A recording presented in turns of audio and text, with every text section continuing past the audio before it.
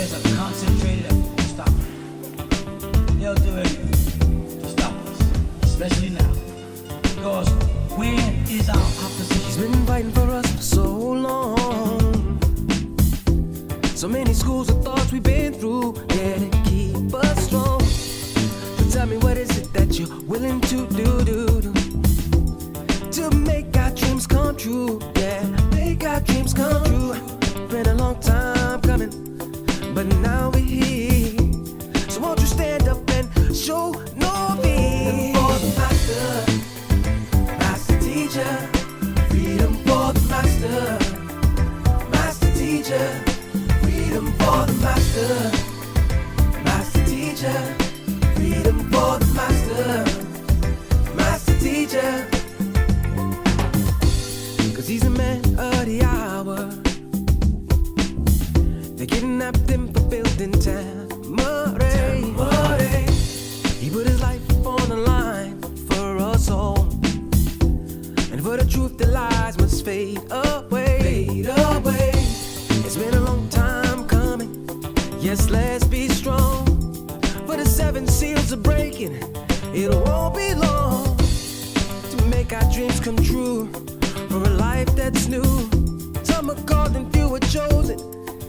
How about you? For the master, master teacher, freedom for the master, master teacher, freedom for the master, master teacher, freedom for the master, master teacher, freedom for the master, freedom, master teacher, freedom for the master, master teacher, freedom for the master. Freedom for the master, freedom, master teacher. Think not that we are earthborn, so come from earth we may be, but we are life-born spirit, and without knowing we can never be free. Knowledge of this was lost when we were cast into blindness. The master teacher came and broke the chains of bondage. For the master, master teacher, freedom for the master. Freedom for the master, freedom, master teacher, freedom for the master, freedom, master teacher, freedom for the master. Rahubat Musmalu, Rahubat Muisar. Greetings, family. Welcome to another Ask Us Anything on OSM. Hope you guys are doing well and you have your questions for me for today.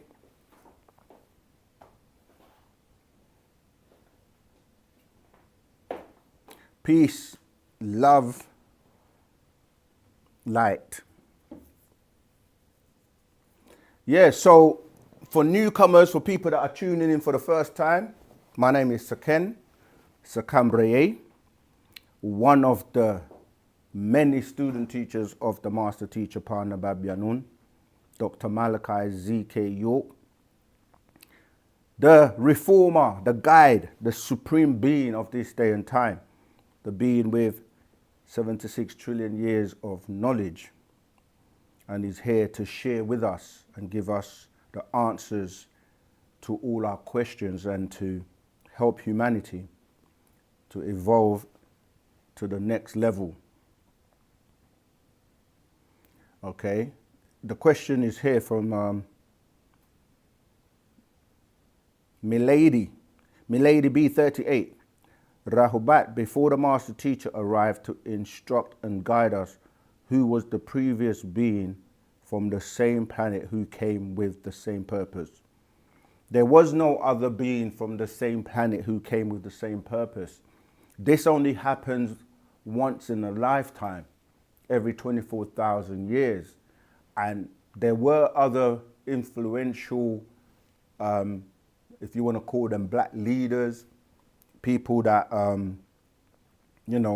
had a message and were trying to prepare us in terms of moving away from the six ether forces in terms of the religious mindset and like the Christianity, the Islam, and just dealing with what people call, they say civil rights and human rights, but the thing is that, you can't fight to have a right to be civil, because we, as the original people on the planet, were and are the civilizers that civilized everyone else.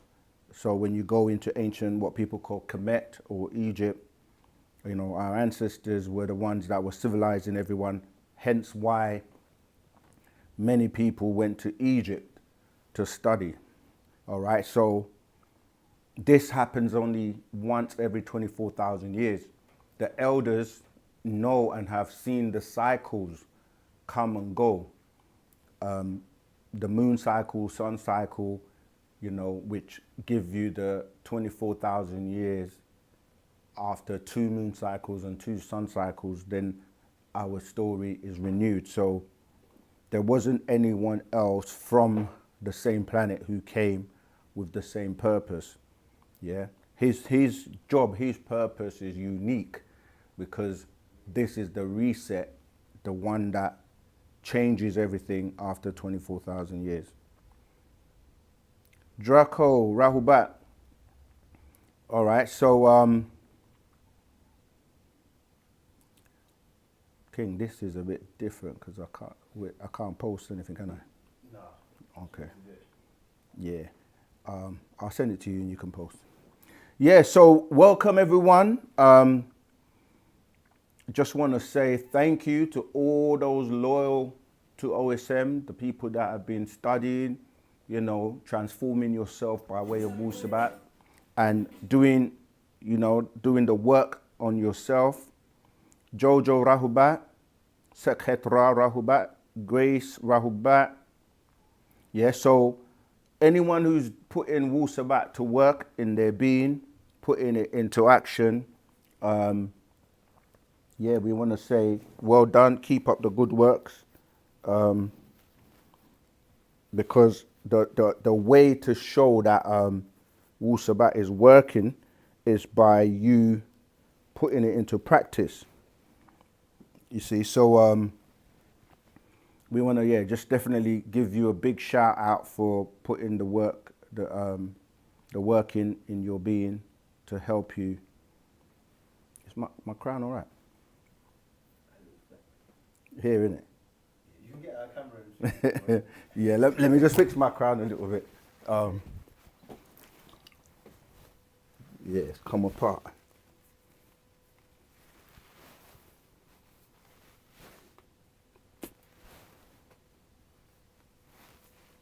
Yeah, I think that's.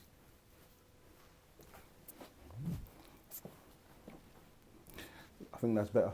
Yeah. My makeup artist didn't even tell me.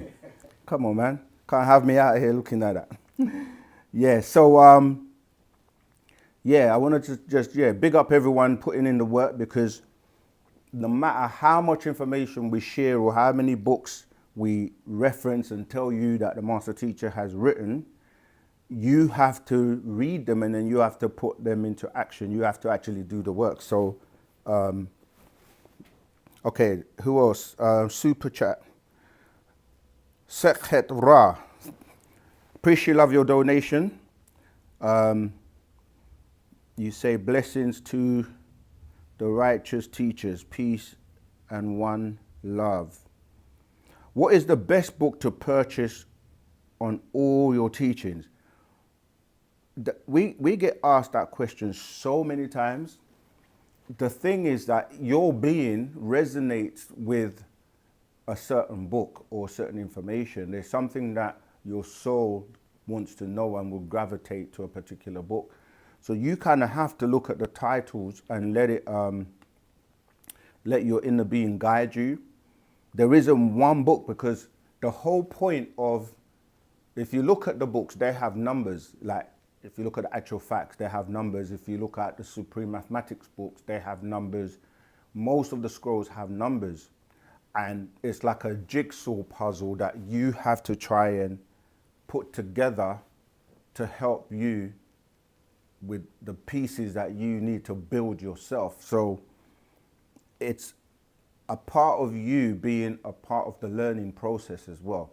So the master is like, it's by design, it's like giving you the ability to use your divine being to also kind of like put the puzzle together for you, because only you really know what pieces are missing in your life. So, I mean, we always recommend the classic books that everyone or the majority of people talk about, like The Mind, Your Potential, like the classics like Man from Planet Risk, because people want to know about him being from a planet that you know you're not familiar with or haven't heard of. And so Man from Planet Risk, and these books are classics because they were so ahead of their time, where they were speaking about things that no one else was speaking about at the time. Now a lot of people are saying what he was saying to us many, many years ago, dealing with many subjects, whether it was, you know, to do with the galaxy, the universe, to do with technology, to do with, you know, science, cloning, extraterrestrials, name it. I mean, he was covering it all. Anunnaki, Sumerian, life and times of, you know, the characters of the Bible, and literally just covering so much information that at the time, literally like almost 100 years ahead. So now a lot of people are coming and regurgitating or now finding out or talking about those things that he was talking about many years ago, you see. So the source is always the source. So you might hear people speak, but if you trace back and go back to, you know what I mean, like the first time that subject was made popular, you would find a lot of the times that the master teacher was speaking about it. So yeah, whatever book you can get hold of it, because as you read a book, those books reference other books, or that book will reference other books. So you will kind of like, you might be reading something, he will say, okay, go and look at that book as well. And then the puzzle starts to build. There's a question here from Levi Anglin. Why might your step-parents be hostile towards their child for trying to share this knowledge a unconscious soul might need? You have to remember that you have two opposing forces or sides, and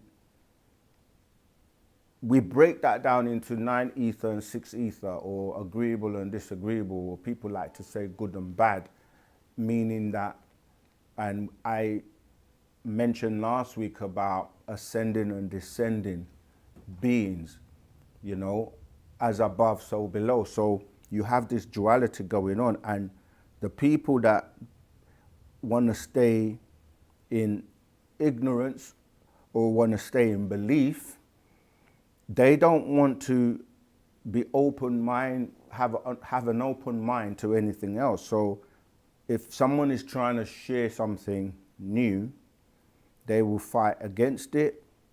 You know, people come at us, people come at me, like in all kinds of ways, and we just have to be steadfast in spreading truth.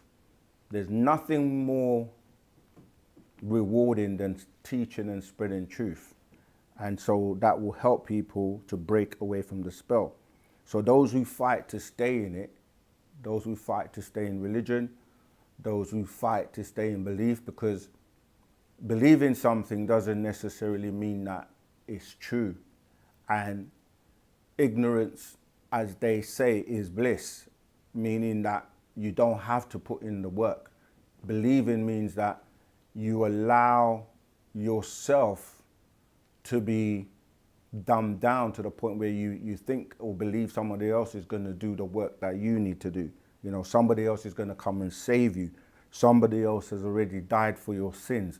Somebody else is taking the responsibility for the things that you need to take responsibility for. You see, one of the most difficult things with people who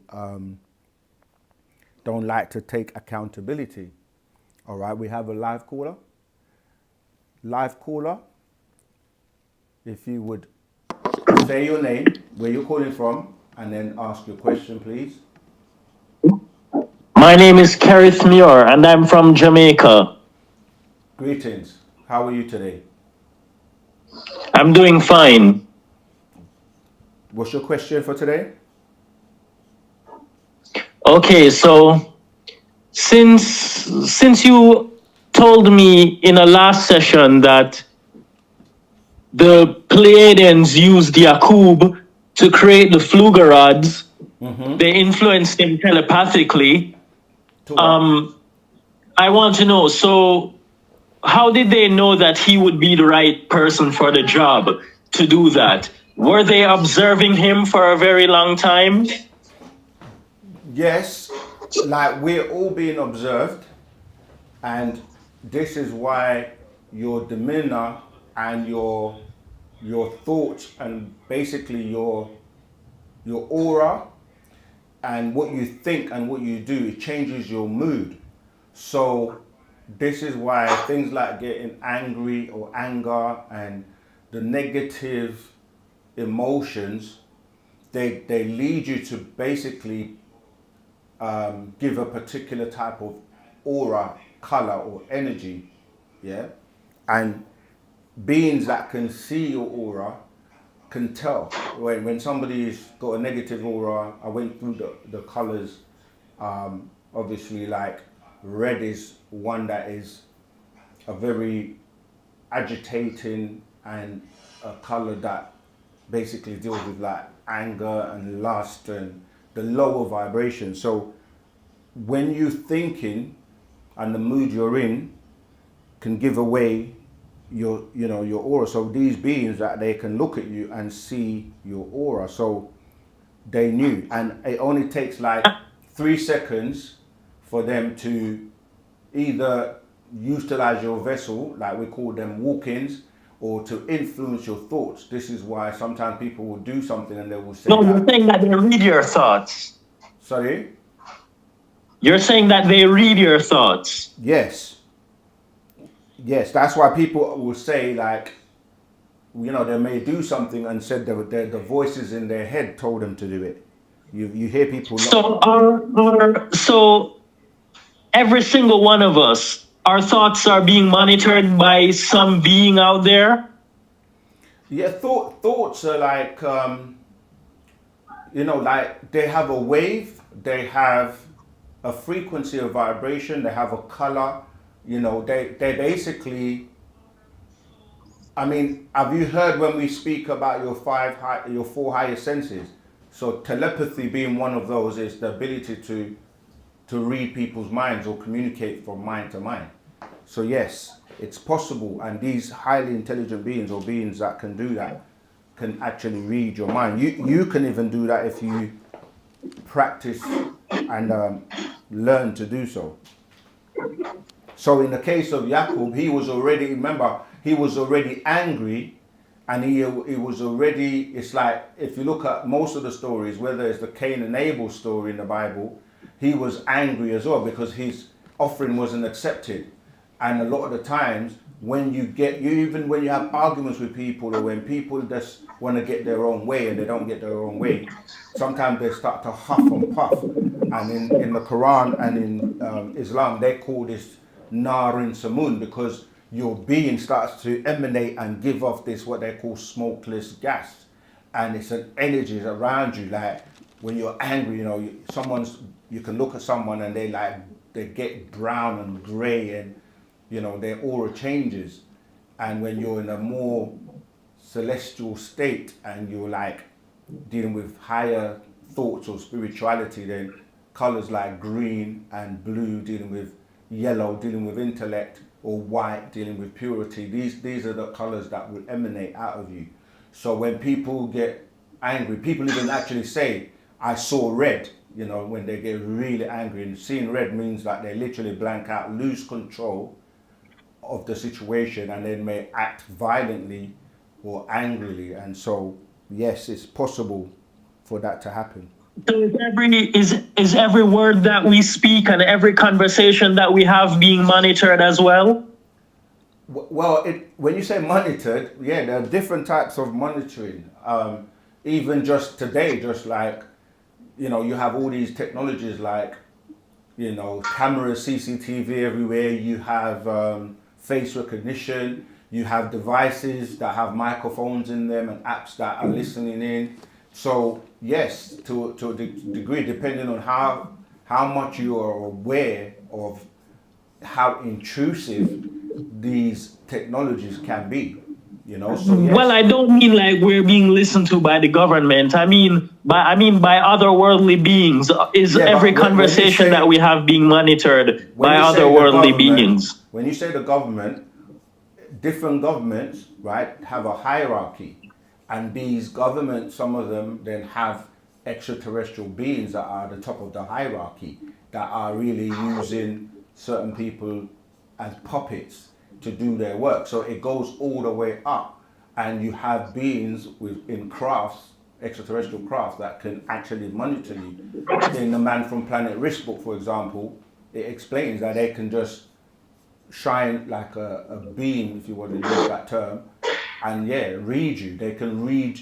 You remember, you're a biological entity, and you're an electromagnetic being. So you can be read. Everything about you, your thoughts, your aura, your whole body can be read in terms of your organs, everything. So yes, you have a matrix, and everything you do is stored in your matrix. And that matrix, for lack of an explanation, is like a disc where we, like we used to have compact discs or CDs, right? But you have now, they've got technology that stores information on melanin, and these discs, known as the me discs, they store a lot of information. And with the technologies like the 5G and so much storage power now, your every move is stored on these discs by beings that are on a higher level and using higher technology. Things are You mean even past moods? Pardon me? You mean even past moods, like how I felt in the past? That Absolutely. Information is stored as well? Everything. And if you read the master teacher has an actual fact, I think is the spiritual you after the physical you dies. It explains to you that these me discs, and even in the Akasha records it goes into that.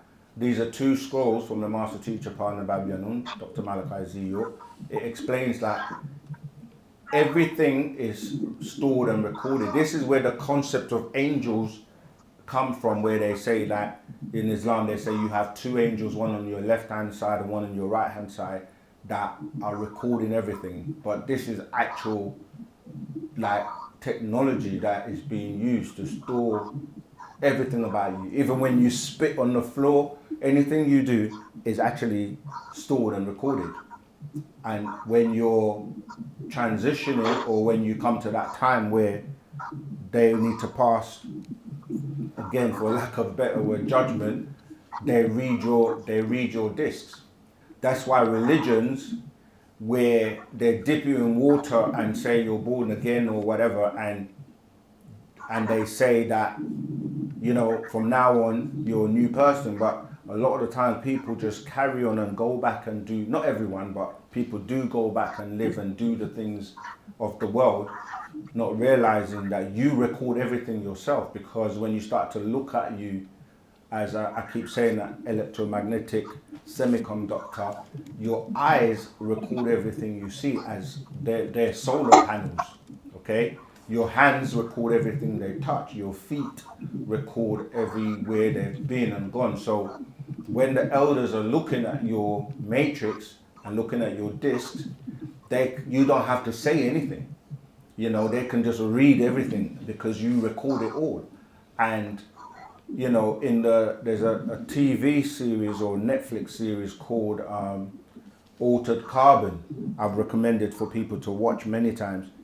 They start to delve into showing you how your consciousness is stored and can be transferred, you know, to another body. And even when you're dealing with cloning, there's so many people being cloned and clones all over the place now, because cloning is an ancient technology to the point where they literally can take DNA from you and create some, you know, a dub or duplicate of you, or several. And there's So many ways of I want storing. to Sorry, I go want to on. ask something. Sure. So when my emotions don't feel as strong as they used to, and I feel exhausted emotionally and spiritually all the time, how is my aura then when I feel that way? That's what I'm saying. If you get any of our books and study, we break down the different colors, the different auras, and what causes them.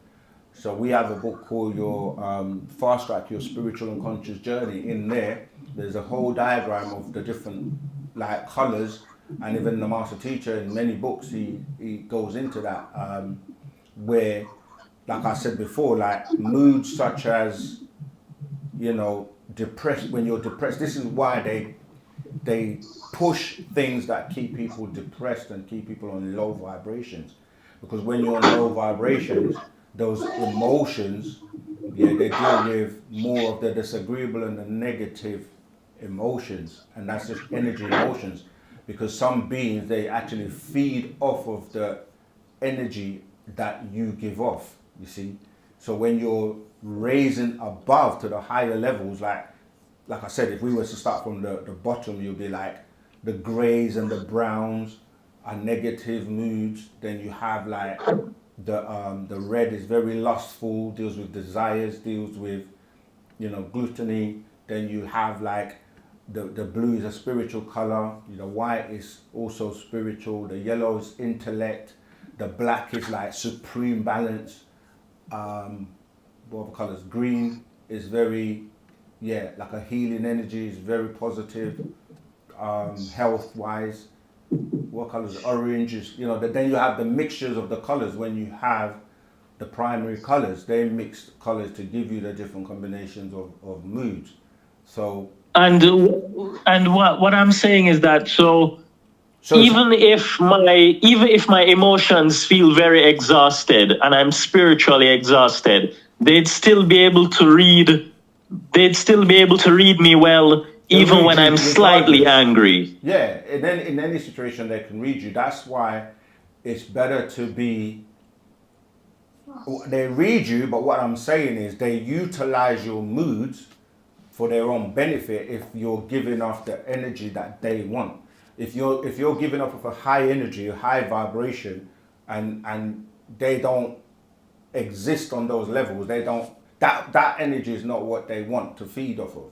So that's why we say stay positive, stay joyful, don't be fearful, because fear is one of those, you know, those emotions that they like. They use fear, they use depression, they use, you know, negative anger. These are the emotions that some of these beings want, because it keeps you on a low vibration. Whereas when you rise to the higher vibrations, then you're tapping into your intellect, as I mentioned, the higher vibration. You're tapping into your mind. You're tapping into healing yourself. You're tapping into connecting with beings that are going to give you positive thoughts and positive messages, so you can do positive things, you see. So it's about trying to, you know, keep yourself in that positive, agreeable, happy, joyful, fearless mood, because they can't feed off of you that way and drain you. Yes, so this is something I want to know for sure.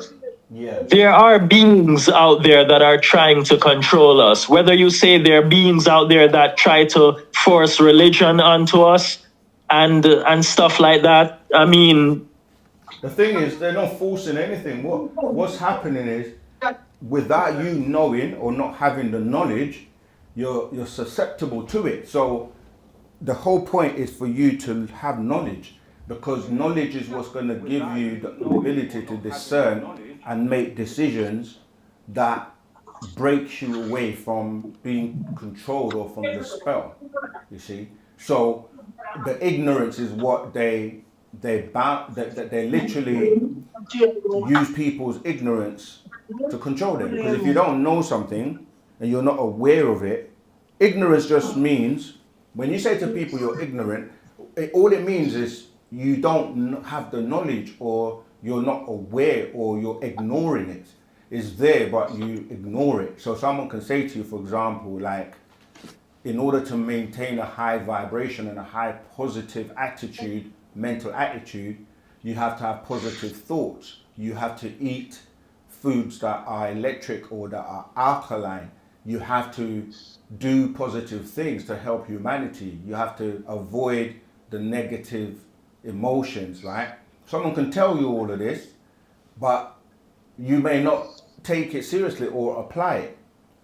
Someone who does, they get the benefits when you say go and exercise, eat well, stop the vices that are going to make you sick or ill, because you then disconnect from your spiritual being, because your spiritual being is on a high vibration, and if you get sick on that, then it normally manifests in the physical, in your physical body, because they're all interrelated and interconnected, you see. So you are responsible for your mood and what you do. And sometimes people would like to put it on other people and say it's their fault why they're acting or behaving the way they do. And this is where you have to learn to have control over yourself, over your being. Does that make sense? Okay. Yes. So one of the times you were talking about like the being that people call Jesus, and you said this isn't necessarily the being that we should go to. What's the question? Like, is Jesus Christ the being that we're supposed to go to for salvation? Well, the thing is, you say we and supposed to go to. Who's the we that you're talking about? And go to where? We as When? human beings. Sorry? We as human beings. But when you say go to where? When? How? Well, simply because most of us, we just grew up in this Christian religion telling us that we're supposed to... What I mean is, are you saying, like, if I said go to him now, today, where? Where are you going to go to? Or would you mean go to him? Because where is he, for a start? Well, Christianity teaches that he's in the heavens. Okay, so can you go to him in the heavens now? No. Right, this is why I did it that way, to show you, like, sometimes we say things and we have to use our mind and our knowledge to see if it makes sense. So when you say go to him, you can't go to him if you don't know where he is, or what. Like, this is a story. Like, that's what I'm saying. Religions and, you know, like books that are written to enforce a belief system, it's just that. It's just beliefs. So how can you go to someone or go, and then when you probe and you start to ask questions, people will say he's everywhere. But you're like, how can he be everywhere? Is he physical or is he not physical? And these are the questions that will lead you to realizing that it's not making sense. It's something that was designed to have you trapped and to believe something that is not real. So no, we don't say go to Jesus because we know that, like, that's a religious character in a religious book. Even if the person that they're basing the character off walked here years ago, he was a real person that would have walked, ate, and went through the experience that you're going through right now. And we know that person to be the person known as Ha or Hara in ancient Egypt. So that's what I'm saying. Depending on who you are calling Jesus, who you are referring to and which book you're getting the reference to, yeah, you know, you can, yeah, you can actually just do the research, you know, because we have a video already out explaining and breaking down the death, life, wife, and children of Jesus, right? The Christ, which is this scroll, the Master's Secret, because you have to get rid of like the belief and deal with the facts of who are we talking about. You see, so we're not a religious organization. We teach the facts about religion, and we teach the facts about the characters in the books that these religions mention, because they really are basically concocted from the Abrahamic religions are coming from the Sumerian doctrines, which themselves are borrowed from ancient Egyptian doctrines. So you have to get to the bottom of who you're talking about. Okay.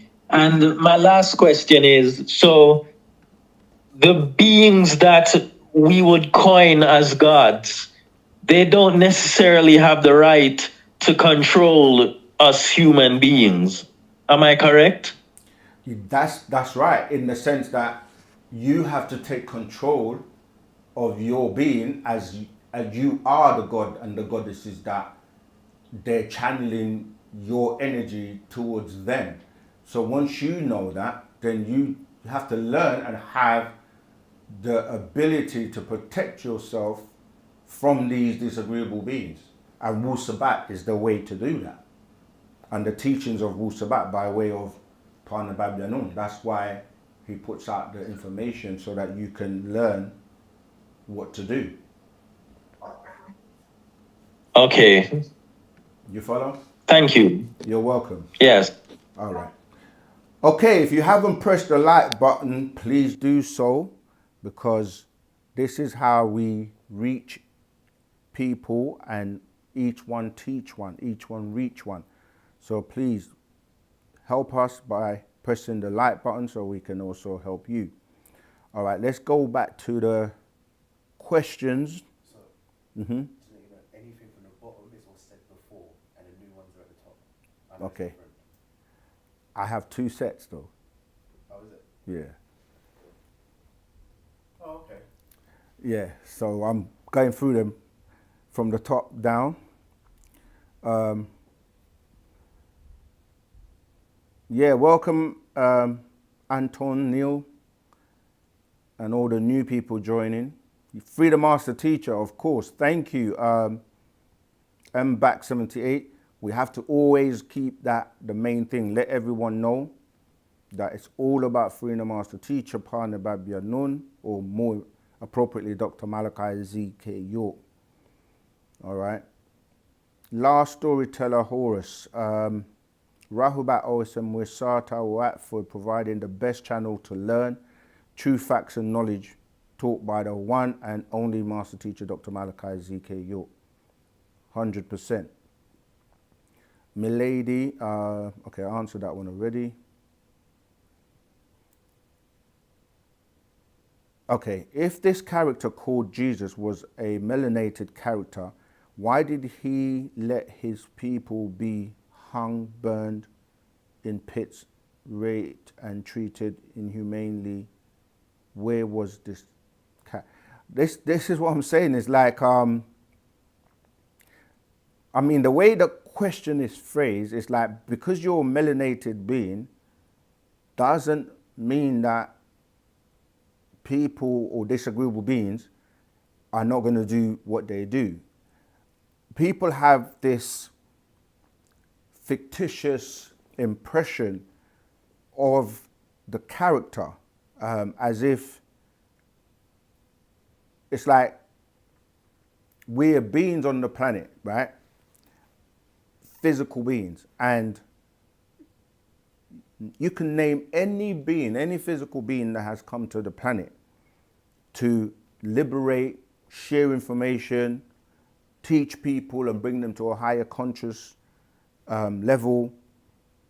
And they've been persecuted. That's like, even till today, we can name every person you can think of, whether it was from Malcolm X, Martin Luther King, the Honorable Elijah Muhammad, Noble Drew Ali, and that's just dealing with the Nagaru or the Negroes, and of course, Dr. Malachi Z.K. York as well. And as you say, to Jesus, to name anyone, there's the two sides where the reason it happens is because even like today, the majority of people are beguiled and easily influenced to go down the disagreeable or the negative and not help and support to build. And like, for example, even with what we're doing with Wu-Sabat, spreading this information, this truth, you know, most people spend their time on channels that are going to give them, you know, nonsense content, in the sense of it's all about fun, it's all about like things that are not so serious. And I'm not saying people shouldn't have fun, but when you start to talk truths and talk about the serious things that are going on in the world, you know, how many people would prefer to just ignore it and just deal with having fun and just doing, you know, things that are not going to help them really elevate on a higher conscious level. So there's no wave the magic wand and everything is done. So the trials and tribulations are real. You know, that's what makes you God, in the sense of being able to have the ability to deal with every circumstance or situation you're in and overcome it, overcome the negative or the disagreeable beings. So like you said, even in Jesus' time, according to the Bible, he was trying to teach and heal and bring people good news, but he had to face the Romans and you know, the Pharisees and the Sanhedrins and the people that were trying to, you know what I mean, unalive him for saying that he is a son of God or God. You see, so it's the same for us today. And you can see that because there's the same thing that's played out with every leader that has tried to wake you up. But unfortunately, there are people today that are waking up, that are seeing through, you know, all the control mechanism and the beings that are trying to run the planet, run the world, and control you and put fear into you and, you know, basically have you channeling your energy to feed their objectives. One piece is about the ancient world and how the land changes and ocean rise, the pole shift. Yes, it's a known thing they will use media to create false narratives of them to help. Right, exactly. I'm trying to find the questions. Hit the like button, please, and subscribe.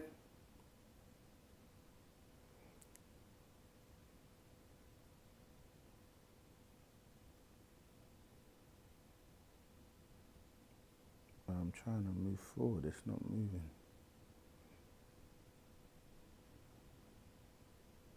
Yeah, today's, look, let's see, it's getting stuck. Have a look. This one, yeah, this one. Okay, where's the other one? Okay, shall I use that one instead? We're trying out a few different things today. We're streaming to all the platforms, Facebook, Twitter, YouTube. Facebook and YouTube. Yeah.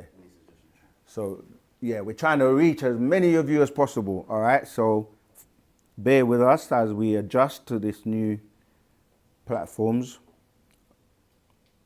Okay, let's keep going.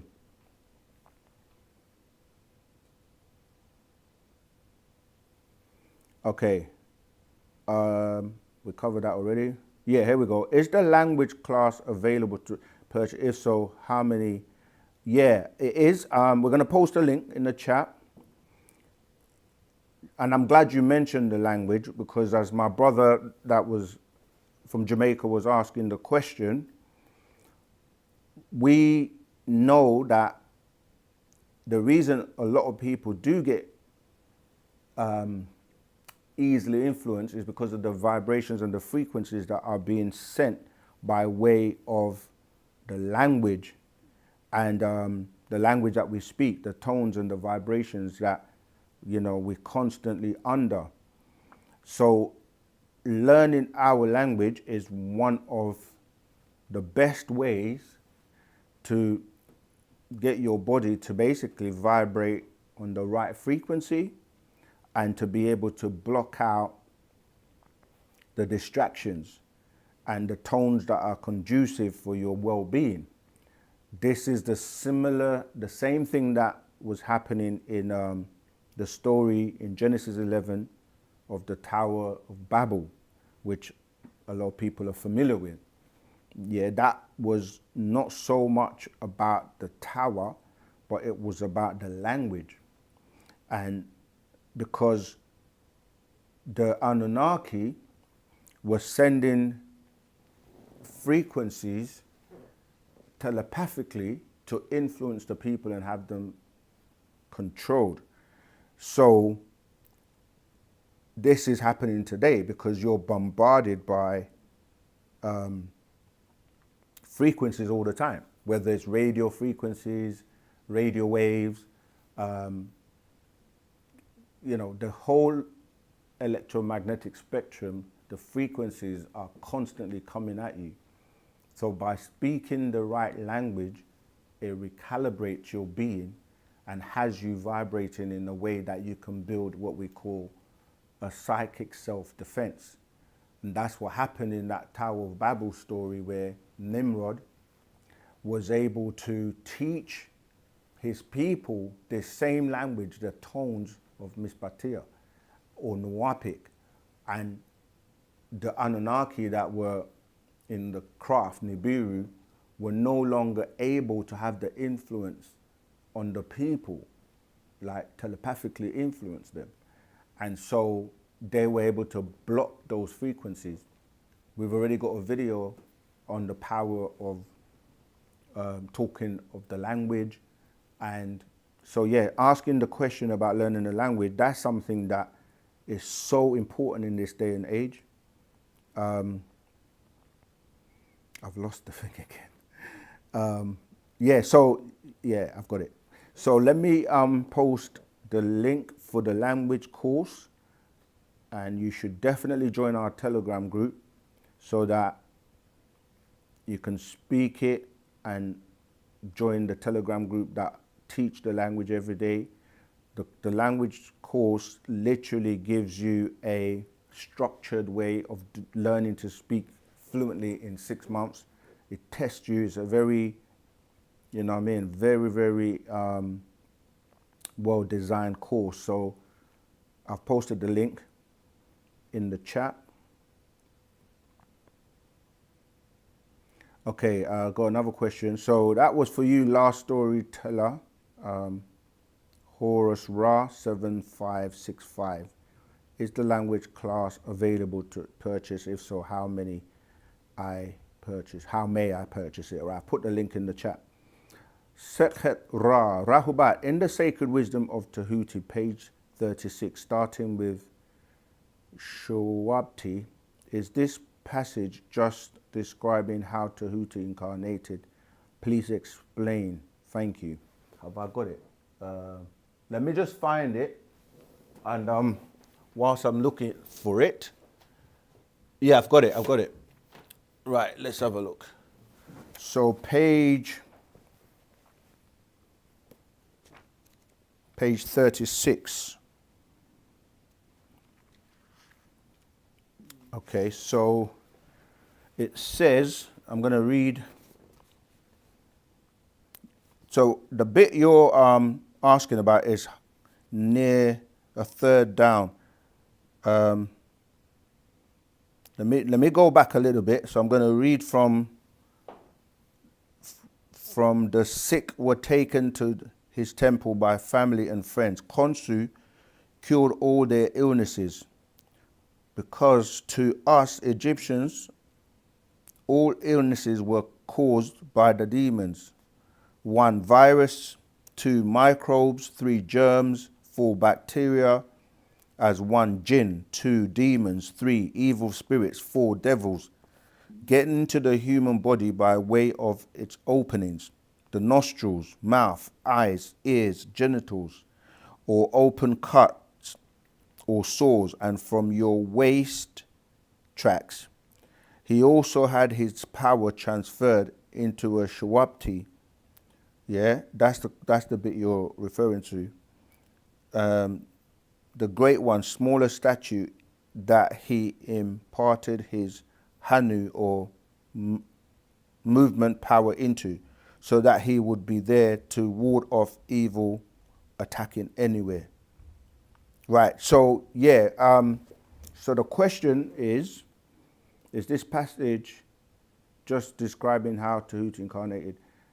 No, it's a channeling of energy. This is why we keep explaining about the energy, that there are rituals and things we do where you can remove or channel energy out of you. So like the diseases and the problems that you have physically, a lot of times that's because you've opened yourself up, or entities with a vibration are able to walk into you, or the gases, the six ether forces, gases that are around, you're allowing them to enter your being.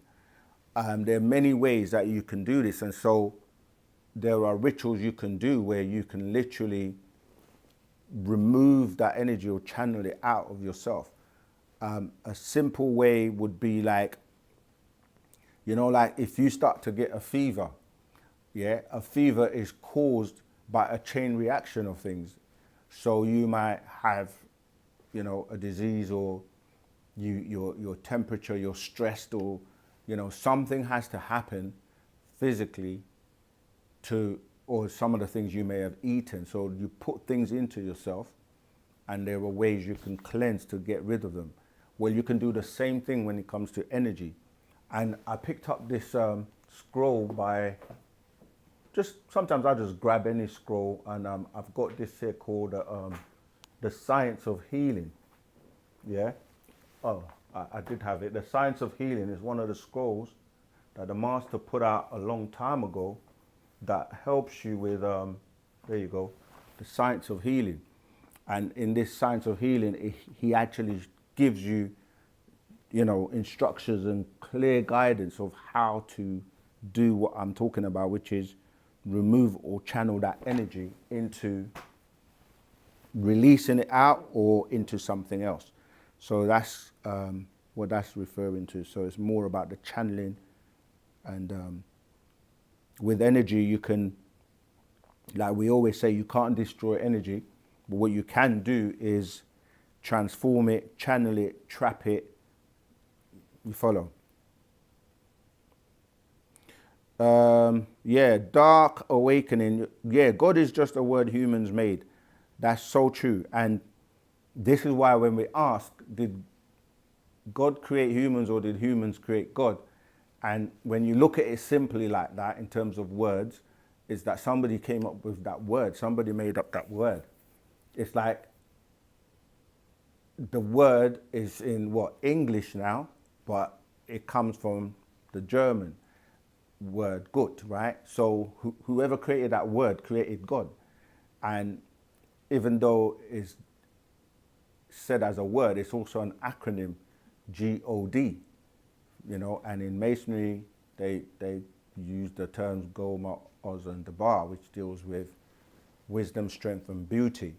Then, depending on who uses it now, they basically turn it into other things. So then you start to break it into other languages like Hebrew, and you get the Elohim, and then, it just goes on and on and on, and different languages, different cultures then use it.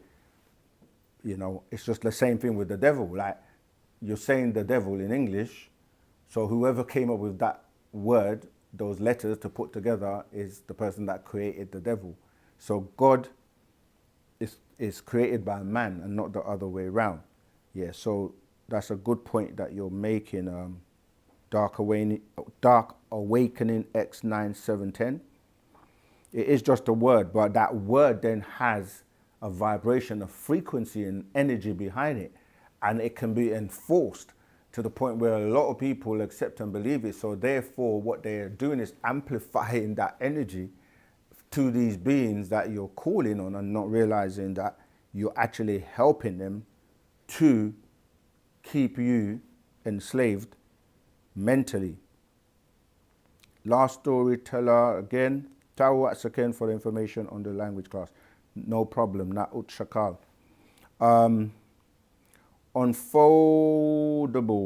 Unfolded Bible, sorry. If God is only a human-made word, then by what non-human standard are the Anunnaki considered higher beings at all? Intelligence, consciousness, more. Yeah, it's just intelligence. It's like tools that you have that make you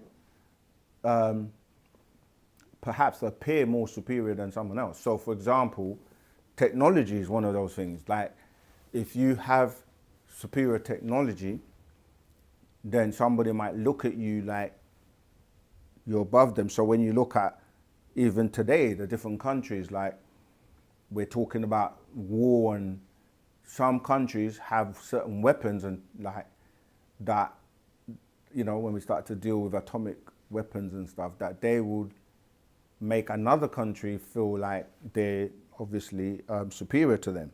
So it is about the intelligence, the technology, and the ability to know, really, because even in the Bible, remember it said that God was trying to hide from Adam and Eve the ability to become like him, to know, to know good from evil. So the lie was told to them to not eat the fruit, because if they did, the lie was that they would die. And then someone else came along and said, no, you're not going to die. He just doesn't want you to know what he knows. And if you bring that to today, it's the same thing, where you have a hierarchy and people can say security clearance or national security, or whatever terms they use to say, we know this information about extraterrestrials, about UFOs, about all kinds of things, but we're not going to tell you, and keep you, you know, blinded. And when you try to probe or want to find out, want to know, then you like, you know, seen as a troublemaker. Or so it's all about knowledge. That's why we teach everyone. Anyone comes on the OSM channel, we teach them the truth, and we teach them and give them the knowledge, and you are empowered to go and do the research for yourself, and don't be like influenced by a group of people that belong to a group or a club that say we're right, everyone else is wrong, you know. And the only way you're going to know is if you check it out for yourself. Don't believe us, check it out for yourself, because that's how you discover and uncover things and know things. And once you know something, no one's going to be able to kind of like trick you or tell you different. Yeah, you're right. Dark Awakening, they're older, more developed, and they're able to use more of their brain capacity, and they have advanced technology. Okay, the real Apis, Grand Rising Saken from Australia. Rahubat Zamal, quick question, bro. What is the definition of Ptah and Usir incarnated to Apis bull? Okay, yeah, that's a great question, and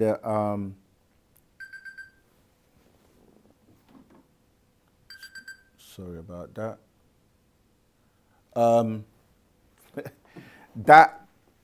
That question is great. So this is where a lot of the stories that end up being remixed and told in religions come from. So Ptah and Osir, or it becomes known as Asar,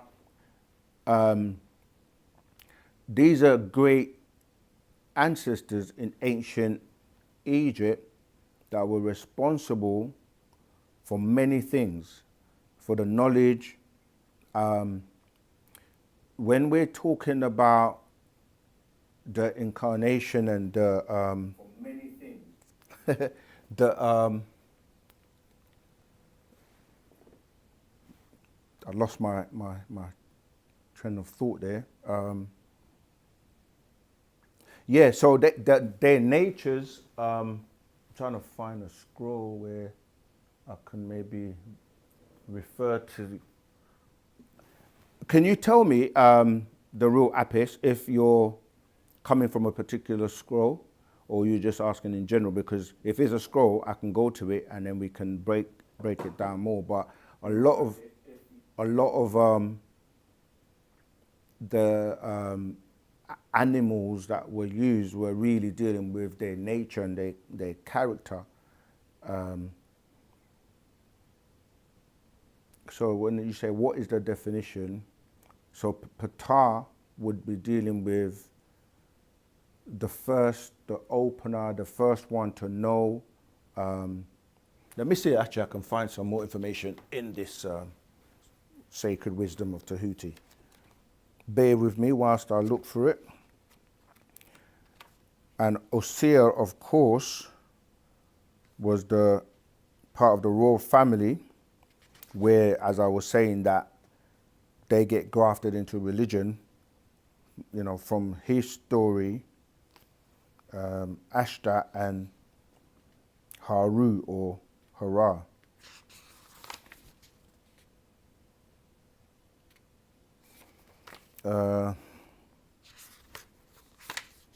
On the lives, I try not to go into the scrolls too much because it can take up time trying to find the information. Yeah, so if you can help me, if you have a reference or a particular scroll that you're coming from, it would help. But I know in the Sacred Wisdom of Tahuti, it does go into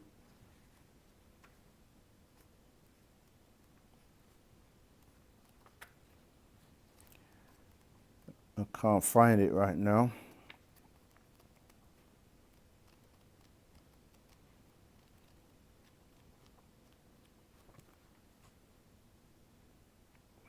No, I can't find it. Yeah, if you can help me with the reference, we can revisit that a bit later. Nadum. Okay. Remember, you can call in live if you want to ask your question live. Sometimes it's clearer. The number is in the chat, but I'll repeat it. You can use WhatsApp to call. If you're calling from outside the UK, it's +44 753 996 3882. That's +44 753 996 3882. You can call in and ask your question live, all right?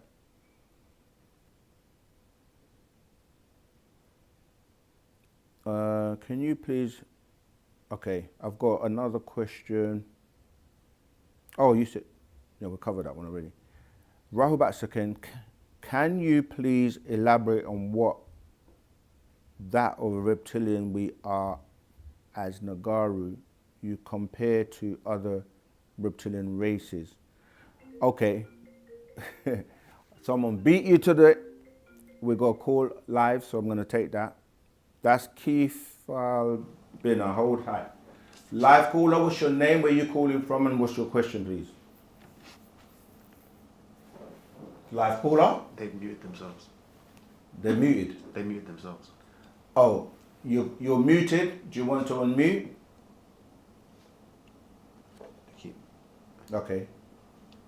Rahubat, you there? Caller? I'm here. Greetings. How are you doing today? What's your name? Where are you calling from? What's your question, please? They keep muting themselves. Yeah, it seems like you keep muting yourself.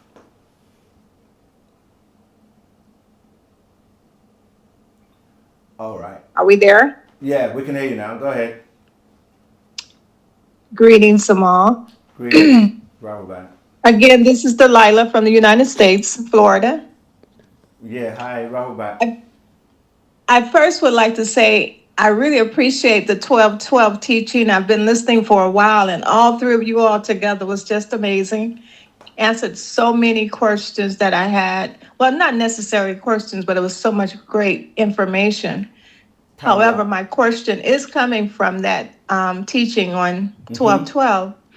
Um, one of you all spoke about, there was a question from the narrator about the being, looking into the mirror with the being and seeing yourself or understanding yourself. I'm sure I'm not asking it properly. However, I wanted to know the scroll that I could find to get more information on that because I've heard it mentioned before. And I was like, okay, and I wrote the question down. So I wanted information on that. And Okay.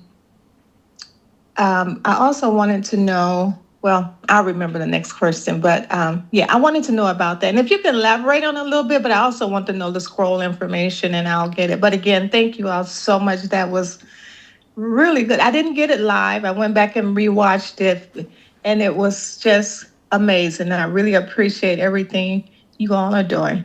And thank you so much. No problem. Thank you. And share it, please. Share it and comment. And yeah, let's just get it to the world. We've got even more coming for you.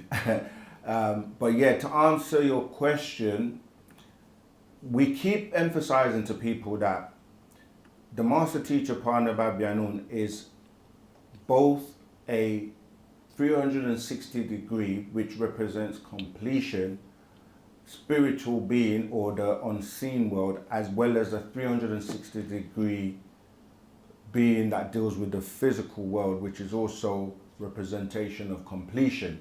And the 360 plus 360 gives him a 720 degree being, because he's also able to teach you about spiritual matters or anything to do with what we consider the unseen world. And therefore, these spiritual matters or things that deal with the real you, the esoteric you, the real being within you, not just your physical being, these lessons are taught through different orders. And one of the lessons that we're referring to from the ancient Egyptian order was that exercise, and also from other orders he had before, like the Sons of the Green Light and other spiritual orders, because most, even when you look at religion, there was always a serious side which dealt with spirituality. So, you know, like the Essenes, the Gnostics, the Sufi order. There are many aspects of the spiritual side of things, even in ancient Egypt, with the what we know as the higher mysteries. These were dealing with the esoteric knowledge about your inner being. So one of the exercises that was taught to us throughout many of the orders is the mirror one that you're referring to, which is an exercise you do where you look at yourself in the mirror in real great detail, like study the being in the mirror, look at your eyes, look at your nose, look at the shape of your face, and as you are focusing and concentrating on that being in the mirror, you then realize and get the feeling that there are two different people there at that particular moment. There is the physical you that you're, you know, wherever you are, sitting, looking into the mirror, that being is separate from the one in the mirror. You start to get that sense and that purpose of the one in the mirror looking out is the real you. And that exercise helps you to, and if you concentrate really hard, not to put any, what's the word I'm looking for? I don't want to influence you in any way, but you will see and experience different things in terms of that what you see in the mirror and the being that you see. Because remember, most people have never really seen themselves, their real being, and what you're seeing is reflection of light because of the way the eye works. The eyes are giving you images and things that you're seeing, but they're literally fractals or reflections of light bouncing off of energy vibrations. So most people have never really seen their true self. So this exercise in the mirror actually helps you to connect with that being. And you may see something that you didn't expect to see. So that is not in a specific scroll.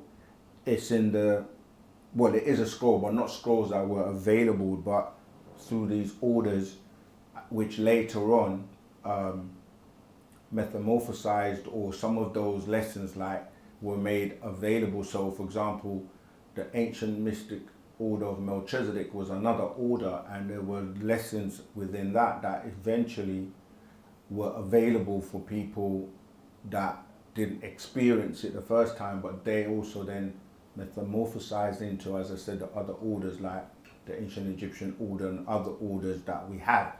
And we always encourage people to get close to the family, get close to your nearest store, get close to being able to work your way into some of these orders where you're going to be taught and taken further in your learning on more of the esoteric spiritual aspects of your being, you know. So that's what that was about. I hope that helps. If it doesn't, you can probe and we can give you more. Is she still on the line? Yes, Okay. it does help. One last thing, the other question came to my mind while you were speaking. Um, regarding the language, Tua. is that app available now? It is, yeah. We posted the link in the chat. Okay, I did receive an email regarding the update on it on Right. what is your website for the Yeah, from the, disruptive? that's correct. Yes, that's right. And anyone that is on the mailing list, or in the Telegram group or any of our groups, you know, we always update and post links in there. There are many, many ways of learning the language. This is something that we put together because of the request and to have it structured. But yeah, we put it all together in one package for you to be able to learn in your own pace, and it's constantly updated as well. So yeah, we want to get feedback from people already doing it as well. We see that a lot of people are taking it on board, which is great. So yeah, let us know how you get on. And if you have any issues, there is a phone number on the bottom left-hand side where you can always interact or send messages. And yeah, we will deal with any queries you may have. Very good. Thank you so much, Samal. I do appreciate your time, and again, You're welcome. very good teaching, and I will be sharing it. Thanks. All right, Wadu. Wadu. Where were we? I was on. Oh yeah, that's it. The question was about the reptilian. Can you please? This is from Kifalbina6445. Raobat Saken, can you please elaborate on what that of reptilian we are as Nagaru compared to other reptilian races, Zamal? Okay, so we have tied into the different evolutions of different species because they have also mixed their DNA with us. When we say reptilian, we're coming from the point of view that we have scales, we have a need for water, right? We're constantly in water. And even when you look at when you're in the womb of your mother, in fact, from the beginning, when the sperm gushes out from your parent, from your father, that is liquid, that's water. And those tadpole looking like entities, sperms, they gush and rush out, and then they go into the ovum of the woman, and it's a race to who gets there first. And sometimes you have, twins, or, sometimes more, triplets, and etc. So you're in the womb and you're in a sack of water.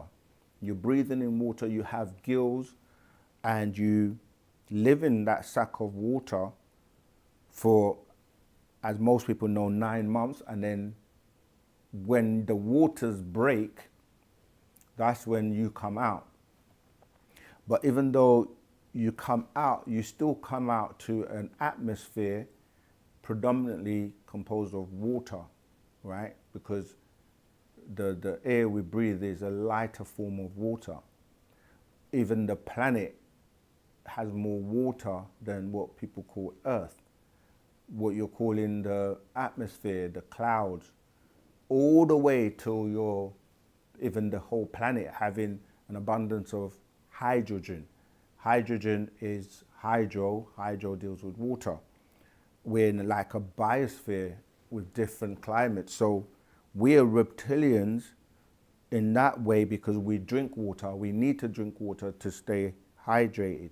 We have to constantly have like showers or baths, or we like to go to the swimming pool or go to the beach.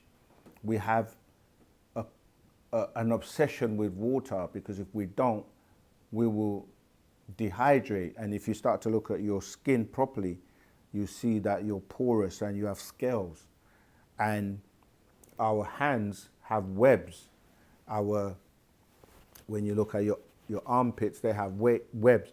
Like here, this used to be webs. It's just that we've obviously got other parts of us. So we evolve in the womb from being a reptilian being. Even when you look at like snakes and certain reptiles that they hatch from eggs. When you look at the woman, when that water breaks, it's like you're also hatching. It's just that other reptilians, they basically do it outside, where they grow in that the egg is hardened, and so they come out. So we're tied into that by way of the DNA.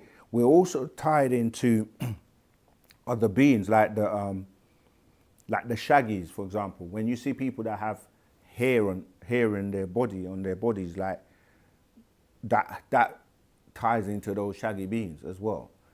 Not everyone has a lot of hair, but when you look at people that are very tall, that ties into some of these what they call the Nephilims. So depending on the throwback of genes, we are tied into the greys, because when you look at a baby in the womb, they've got the small body, big head, big eyes, and then we go through that process of going through the different natures, because over time, these genes also had an impact on us. So that's how we're tied into when we say we're reptilian. However, and of course we have a reptilian brain, but then when you're dealing with other species of, like the dragon species, or like the draconians, or those reptilians known, there are many species. The Shamgal, you're dealing with some of the draconian races. Like, they show you a lot of pictures now of celebrities and people that shapeshift, that have reptilian, as in those actual descendants from those reptiles, like in the holy tablets. In fact, let me see if I can show you and pull out a few. So there are different types and different species.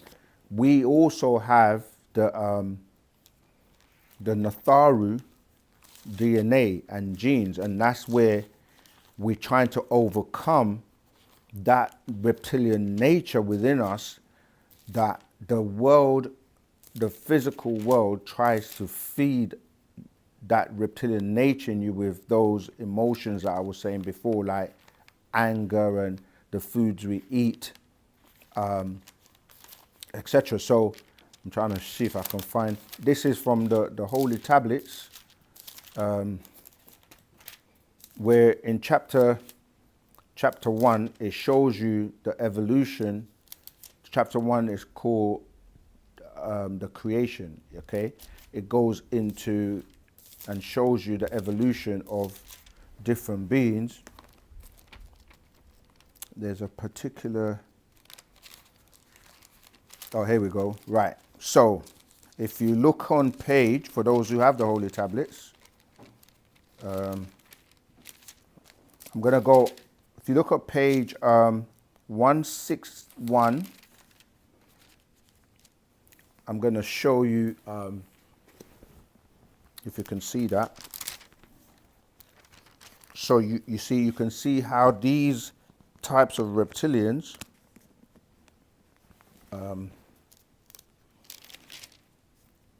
evolved, and so those types of humanoid reptilians, the snake people, like those are the different species we're talking about that we are different from, but they exist. And you can see that in a lot of even social media now, where they're exposing and showing you those types of reptilians that I've just shown you. So I really hope that's helped you with that question. Yeah, so our part is quite a tiny part, in the sense of our ancestors, the Natharu, are predominantly the nature we lean to, and by way of teaching us how to suppress that reptilian nature in us to be more agreeable to the Natharu side. Okay, Grace and Joki 8123. Rahbat Musa, what is the difference between vegan and vegetarian? The real main difference is that a vegetarian still has dairy products. So that's like cheese and eggs, and whereas a vegan doesn't have any meat, flesh, or dairy products. So vegetarians will generally still eat, like I said, dairy products. That's your milk, cheese, eggs, and so on. But they don't eat like meat, but they eat the byproducts of meat, which to me is like you're eating it anyway, because like the egg, depending on how far developed it is kind of like the baby of a developing baby of the chicken. So yeah, that's the real clear distinction between vegan and vegetarian. A vegan strictly doesn't have meat, flesh, or any dairy products. All right. You can actually just Google some of these types of questions. How does, this is from Grace again, how do blood transfusion affect us? In many, many ways, because what's in the blood, the life is in the blood, and that blood, one has to be compatible with you anyway, and your blood replenishes itself. So you're taking in everything from the person that you're taking that blood from. And what is the difference? Sorry, no. How do blood transfusion affect us? They affect you because literally you're taking in the being of that person. And that could be agreeable, disagreeable, and it may not even be compatible with yours. And you could be taking in their diseases and all kinds of stuff that comes along with that. Of course, we're not giving any medical advice, and if people are in a situation, a life or death situation, and they need to take it, we're not here to make that decision for you, but it's a very serious thing that you're transferring from one person to another. Okay, let's keep going. And this is from Milady B38. Miss Batia is a beautiful language. What evidence is there of its historical existence comparable to the documented records of cuneiform? When did humans stop speaking and writing in this language? Yeah, again, the language course we've just spoke about and put the link in the chat goes through all of that. The thing is that when you're studying language, you have to go, okay, who was here first? Because whoever was here first spoke and communicated. Most people, when they go to the beginnings or the origins of what they call the beginning, it's often a religious account. So, well, you have three major accounts. You have the religious account, and then you have like the scientific account, and then you have the real account. The religious account starts off with Genesis, if you're dealing with the monotheistic religions,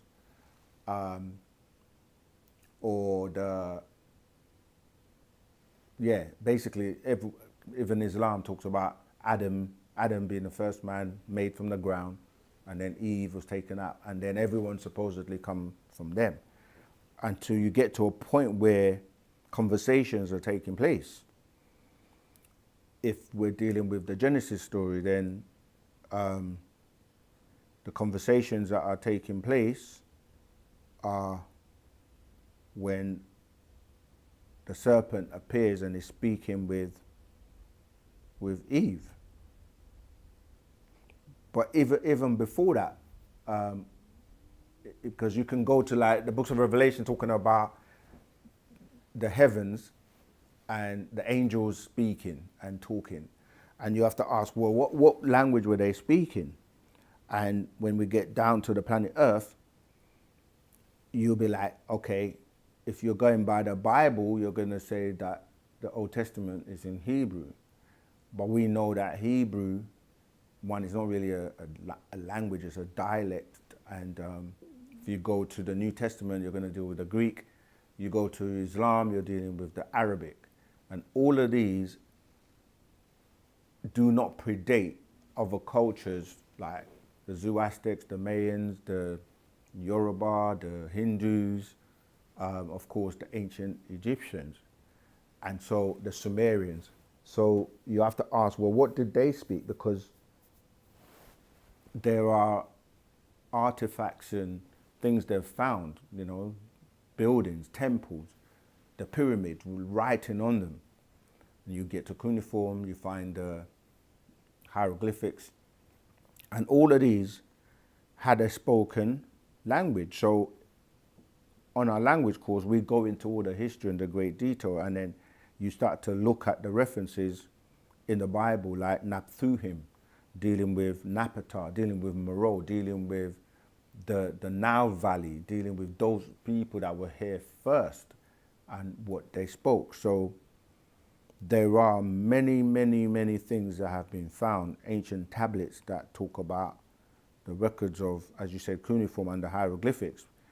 But these were scripts. So you have to ask people, what was the spoken language?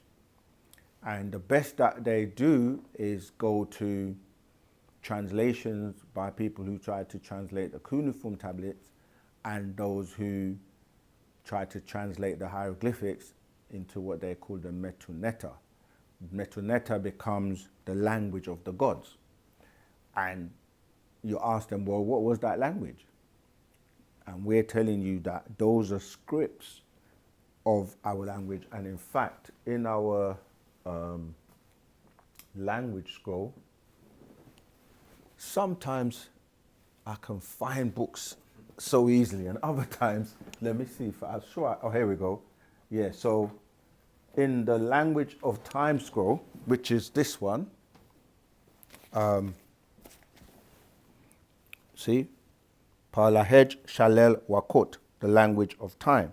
In here, it gives you all the evidence that is found, different tablets like the Sabian plate, like, you know, when you look at like Tut Anak Amun, or what they say Tutankhamun, Tutankhamun, you know, you got there's so many artifacts that have been found, and it gives you the origin of all the languages from Arabia, what you call in ancient Ethiopia, Shinar, which is Sumeria, and it goes all the way through to bowls that have been found in Sumer, going all the way, showing you the different scripts from not only the cuneiform, but going to the stela from ancient Egypt, going all the way to the different, like the Demotic script, the heretic limestone tablet that was found in ancient Egypt, the heretic script, as I've mentioned, all the way to the Chinese, the Japanese, the Sanskrit, Tamil, Korean. It gives you everything. And that language course I mentioned also goes through that in detail. So yeah, you have to ask, what did the people speak? And those two scripts are scripts of Nuwapic, which we know as our language, Mispatia, that was first. It even tells you when it was first brought down here from the stars, from our ancestors. I tell you, if you go through the language course, you will have every single detail you need to know about the language, and learn it, learn to write it, learn to speak it. So I hope that helps you. When did humans stop speaking and writing it? Well, it's not that it was stopped. I mean, it came 54,000 years ago, first to the females, and then so when we're saying, we did a video, is that video out yet, the Let My Words Be Known? Okay, when that comes out soon, it will also tell you, like, when we're saying the first people on the planet, we're saying the Homo naledi or Naledi, that would be the male of the Africans' brown germ, right? But then you have the Homo habilis, which will be the females, you see?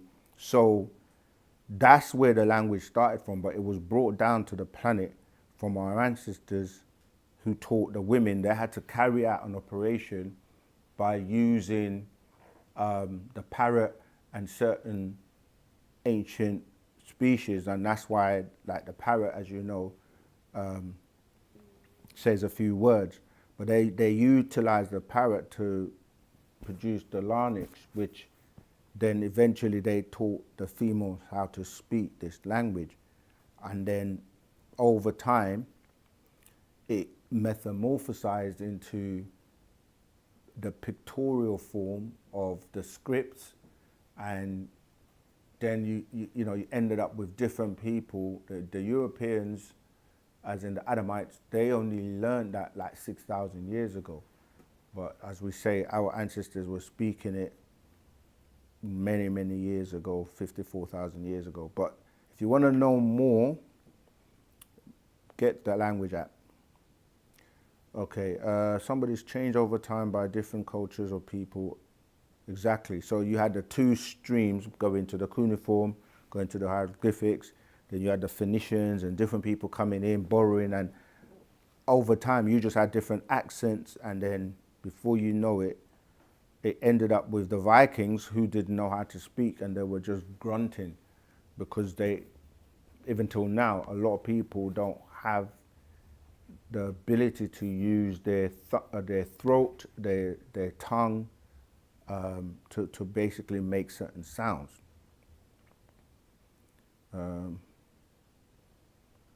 Was One Piece, this really popular series about pirates, about Atlantis and the islands behind the ice wall? Don't overstand that question. or is that a conversation? And the same hero story, Nick. Okay, I'm going to move on to a question that is making sense, and that's from Unfolded Bible. What did Jesus mean by the kingdom of God is within you, and how is that not in direct tension with modern religious hierarchy? What he meant was you, right?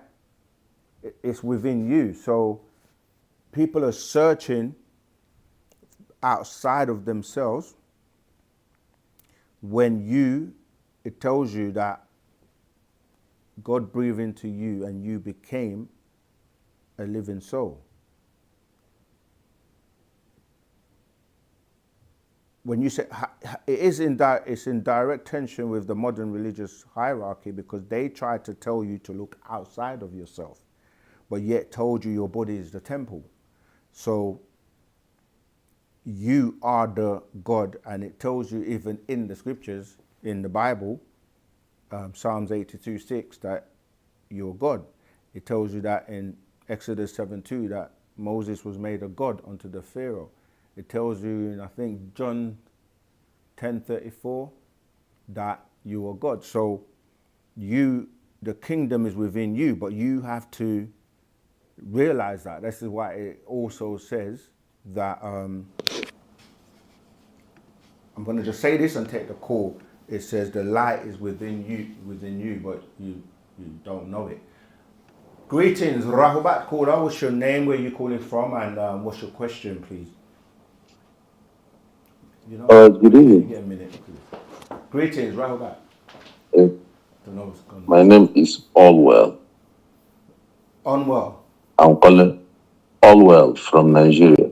Greetings, Rahubat, as we say. All right. I want to know more about the OSM. Is it a brotherhood? Sorry, you want to know more about OSM? Is it a brotherhood? Is it a brotherhood? Yes. Yes. No, OSM stands for Our Souls Matter, and that's both male and female. Everybody on the planet that has a soul, because the soul is what you need to activate. As I was just saying, it says, the light shineth within the darkness, and the darkness comprehends it not. The darkness is your body, and the light is within you, which once you activate that soul, that energy within you, you start to learn more about yourself and who you are, and then that will help you to elevate and learn more about you being the God that you're supposed to be. And then you develop to learning how to become a supreme being. You see, so OSM is a brotherhood and a sisterhood in terms of we're really here to cater to the world, to humanity, to anybody who would like to learn the truth. Does that make sense? All right. Thank you. Yes, I got it. Okay. Is that it? Do you have a temple or gathering in Nigeria? No. We do have people all over Nigeria that are, learning and growing, and we're anticipating and working to having, more outlets all across the world, especially, Nigeria and Africa as well. But yes, that's something we're working. There are people in Nigeria that are tuning in, and we're working towards getting that temple there as well. And we need help. We need people that are in Nigeria that, would like to help to spread Wu-Sabat. And so if you're somebody that's interested in that, join our Telegram group, and we can communicate and continue that conversation. But yeah, we definitely have people in Nigeria that are asking us to come there and to have more outlets there as well. Which part of Nigeria are you based in? How can I be a member? How can I join the OSM membership? Yeah, we just on the YouTube channel, you can become a member. In the chat, we've been posting the links to our official Telegram group because sometimes people still have to get more clarity, more questions answered. You can join any of our classes that we have regularly every week, and that's the first step. We've just posted the official Wu-Sabat Telegram group in the chat, so join that, and then we'll work with you to get you to to become a part of us. Is that All good? right. I will join I'm going to join through the Telegram. Okay. So I was asking, where are you based? Are you in Lagos? Are you in Abuja? Where are you based in Nigeria? I'm based in Abia State. Abia State. Okay. Right. The eastern side of Nigeria. Eastern side of Nigeria. Okay. Abia State. Yes. Good to hear. Good to hear. How did you find out about OSM, if you don't mind me asking? Through Facebook. Oh, wow. Excellent. So it's working. Today, we're definitely trying to use all the platforms because we want to reach as many people as possible. All right. Thank you. Yes. All right. So, does it require any payment to be a member? No, no.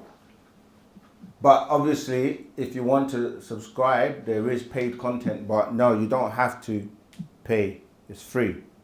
Our classes are free. We give out a lot of information. The Telegram group is free. We've got a lot of information, lots of videos that you can access on OSM for free. So yeah. All right. Let me join through the Telegram now. No problem. All right. All right. Thank you. Take care. Thank you. Bye, man.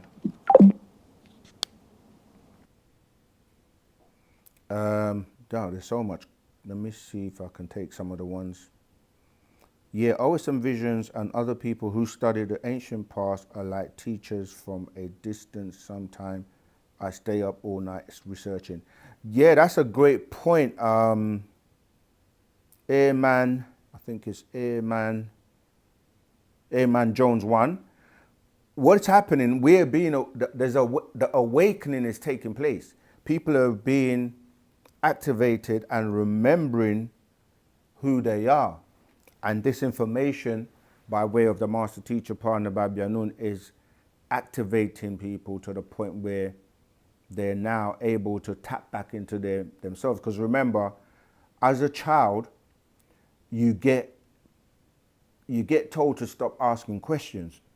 You know, there are things you experience as a child, things you know, and as you're growing up, your parents or the adults or society starts to tell you to stop asking those questions. And so you suppress it. By the time you get older, they take you to church or, to the mosque, and then you just get indoctrinated by these dogmas until you get back older. If you have that spiritual connection, you will always have questions within you, but then you're not able to ask them because you're made to feel like a troublemaker or that you're blaspheming. And so as you get older, most people then go on their own spiritual journey until they come across, some people will jump from one religion to the other and they never get fulfilled. There's still a void because their questions are not being answered. And they know or they see things that don't make sense, but until OSM, until the master teacher, Partner Babyanun, in this day and time, many people didn't have a way to go and look for the truth. And we've made that possible. We got another caller? We've made that possible by way of helping Partner Babyanun, the master teacher, the Black Messiah, to spread this information to awaken those that are ready in this new 24,000 year cycle. All right. Someone on Facebook said, "You've skipped my question. Please can you answer, how/when did telepathy evolve into languages?" It's not so much that telepathy evolved into language, the beings on the planet were taught language, and it evolved from pictures, well, tones originally, because we have to go to how did we evolve? We originally evolved from the waters, and the beings that were seeded or were utilized to seed this planet were the dolphins. And as you know, the dolphins, they use echolocation to communicate. And so it was originally through tones, sounds and vibration. These tones eventually, because even if you look at the people like in Ghana or like, they speak with that click sound, right? That is coming from the waters. So it was originally more tones and vibrations and frequencies. And those sounds to relate became pictures. The pictures, that's why you have the pictograms, all right? So if you look at for the hieroglyphics, for example, which we know as the safuf, okay, which people call the metuneta, like it was pictures. And these beings that came down, our ancestors that came down from the Orion constellation and the Sirius star constellations, and they visited other places. So Mars, for example, before coming to the planet, those beings came and they taught these beings, the female beings that evolved from the waters, which we refer to as the Pataites, and they taught them how to speak, and then they learned to speak.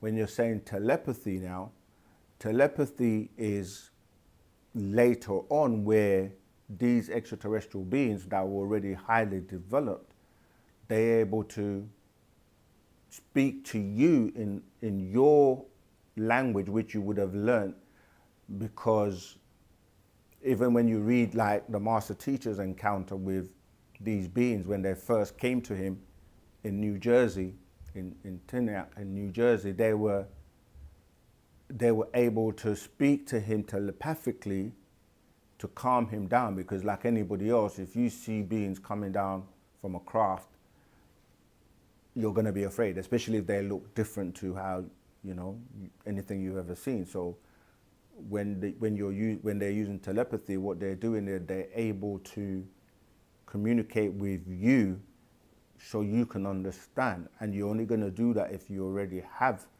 a language in your head, you see. So they will speak to you in English, and you will not, they will speak and you will hear what they're saying in your language. So that's what happened. So they were able to calm him down, say, don't be afraid. And he explains in the Akasha Records, this scroll here, he explains that,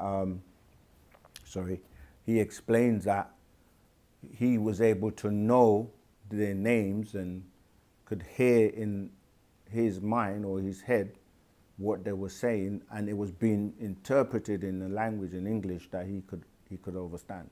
You see, so if you want to read more about that whole story, get this scroll, the Akasha Records, all right, series number 72, actual fact number 72.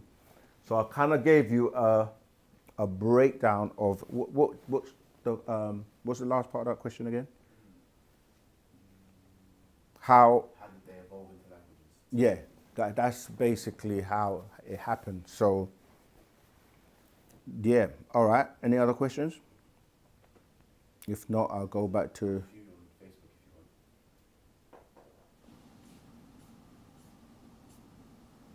Okay. It's a lot about the language today, which is great. Like anything else, you have to put the effort in. We've just helped to make the journey easier based on what the master teacher has taught us. Okay, there's some interesting questions here. Gosh, there's so many. I don't know where to start. Let me go to the top and go down. These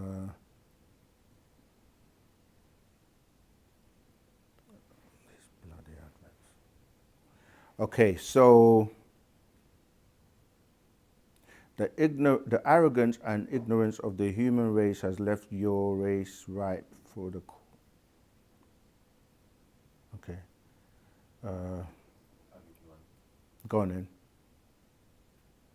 What is the breakdown on the 7 characteristics of our soul?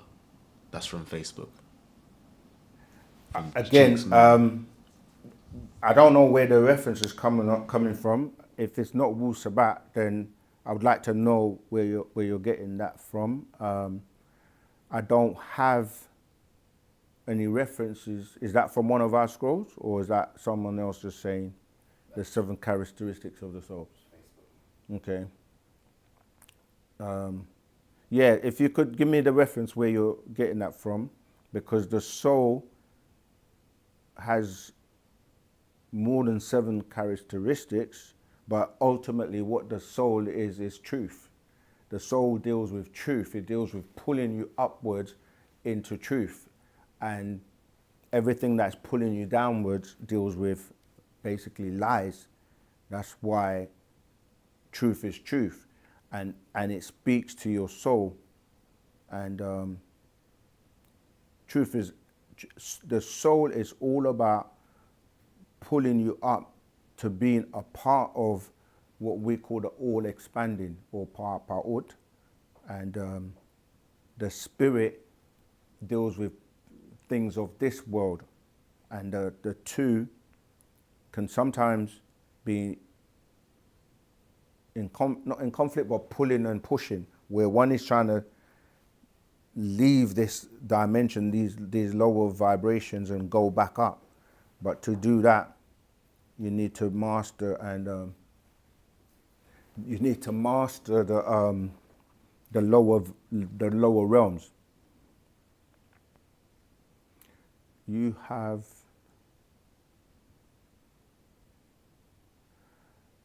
if superiority is based on intelligence and technology, does that give moral authority, or only the ability to dominate? It's not just based on intelligence and technology. Yeah, I've been trying to juggle between the two. No, it's okay. Intelligence, yeah, the word intelligent really relates to the genes, the intel in your genes, meaning that you are encoded. And the encoding has to be deciphered so that you can then utilize the knowledge that you gain, because it's not about just having knowledge. Intelligence is about the intel in your genes so that you can actually evolve genetically, and the knowledge you have is only useful if you do something with it or you use it. It's the same with technology. You can have technology, but there's different types of technology. There's natural technologies and there's artificial technologies, or as we say now, AI, artificial intelligence. There's natural intelligence, which deals with natural nature, which is how nature works, the nature of nature. Nature doesn't discriminate. Nature deals with truth. Things work in a specific design by these intelligent beings that have put things in motions in an intellectual way.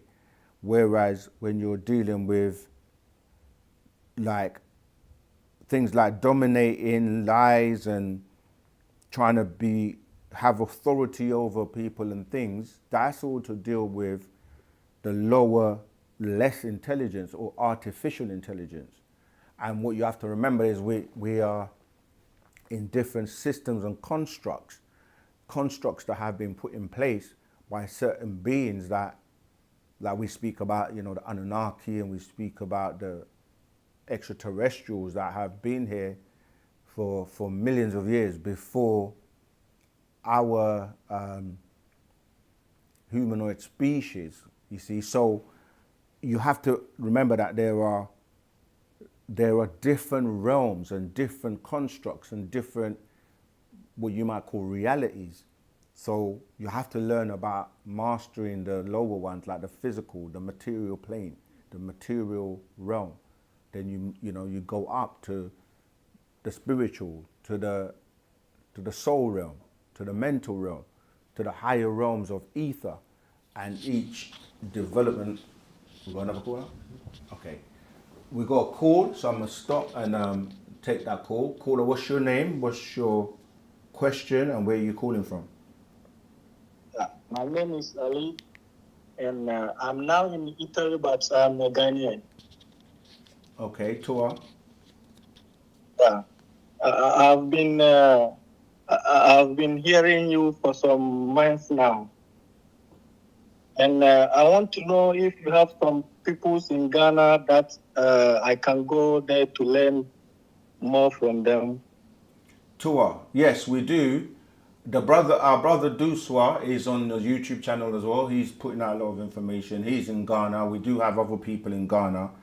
We're also, as we keep saying, we're going to expound and grow more in the different parts of the world, especially Africa. So yeah, the first thing we do is say connect with us so we can keep talking on Telegram, and then we can direct you and give you, refer you in the right places to the people that you can connect with.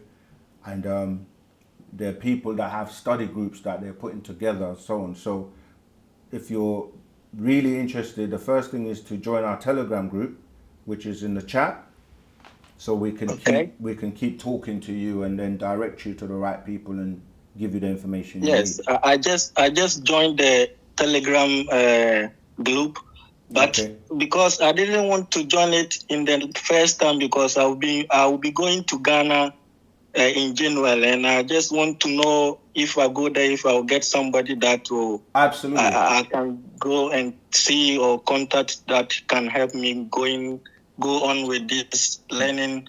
I'm very happy to encounter you people. You are very great people, and I'm very happy for the good work you are doing.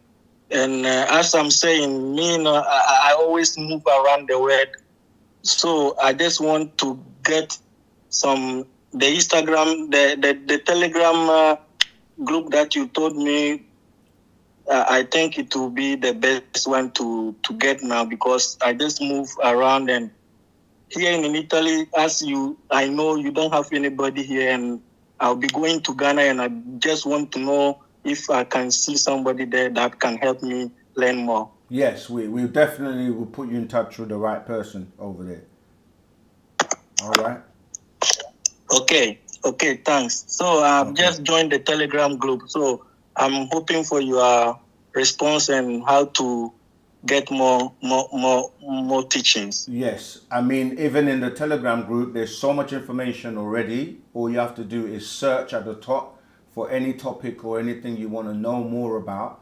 There are other student teachers in there as well. We have many people in there that teach on different aspects of our doctrine. So you're in the right place. And yeah, we will just ask questions in there, and somebody will definitely respond and get back to you. Okay, thank you very much. You're welcome. Okay, bye. Mitra T. Azad, I want to assist in this. I am applied metaphysics student and teacher. I think you have something that vibrate with me. Please PM me. All right, yeah. This is fantastic. I think we're going to do this more, because we're reaching people on other platforms that we don't normally use on a Tuesday. But yes, we will definitely, we have admins that are going to be looking at the chat, but we also keep asking everybody to go on the Telegram group, because it's just like having one place where we can deal with everyone. So if you can, join the Telegram group as well. Okay.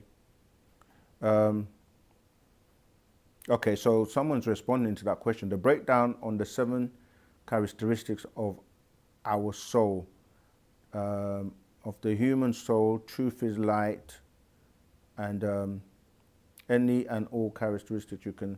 Yeah, truth, you see, this is important.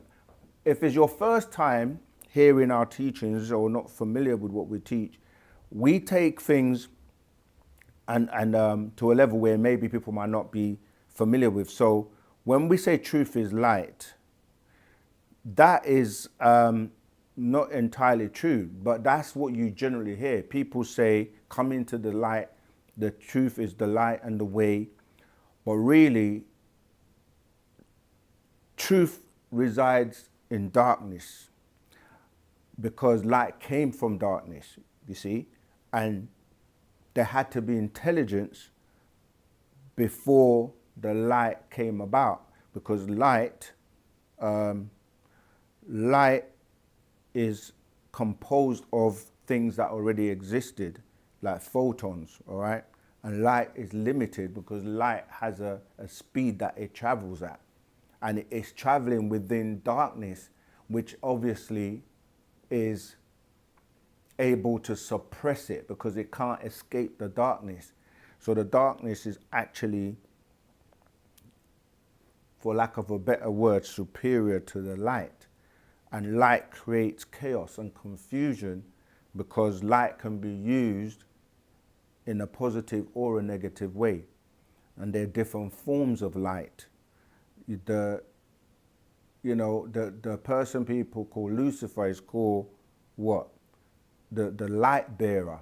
You see, so it's important that we recognize that when we're talking about, as you say, soul dwells in darkness. Things happen in darkness that people don't know about or aware about. So even the baby being grown in the womb, that's in darkness. Your mind and the thoughts are in darkness. You see, so it's important. The whole light and dark thing became a concept to try and introduce superiority and racism with dark people and light people. So we just want to make sure that, you hear things like you need to be enlightened. And enlightenment, or those that are enlightened, they tie into what they call the illuminated ones, or those that are in the light. And this whole light coming to the light, when people are crossing over, they go back into the wormhole, which is a white light. You see, so we have to give you the knowledge about darkness and supreme balancement, which existed for light to come out of, all right? So I know what you mean, but we're really taking you back into darkness. Because when we all go back into darkness, there is no distinguishing factors amongst people. We are one under supreme balance. And that's why darkness is where you go to get rest. When you want to sleep, when you want to have a good night's sleep or rest, you turn off all the lights, you see, because darkness is supreme. But there's a misconception because the bearers of the light, they push light.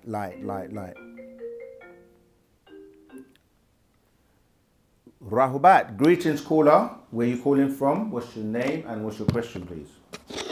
How you doing, bro? I'm doing good. How are you? Trying my best. I got a question for the brother. Go ahead. Yeah, could you ask him? You're speaking to me. You can ask me yourself. Okay, that is Sakem, yeah? Tua, yes. Yeah, respect, bro. Respect. Being that the male is responsible for passing the soul of a human being on, am I correct in saying that according to your... Go ahead, yeah. Okay. The male only can pass the soul on to the female, yeah? Yeah, go ahead. No, this is the question, because I'm trying to understand or overstand how is that possible? Because the females were the first beings on the planet. Right.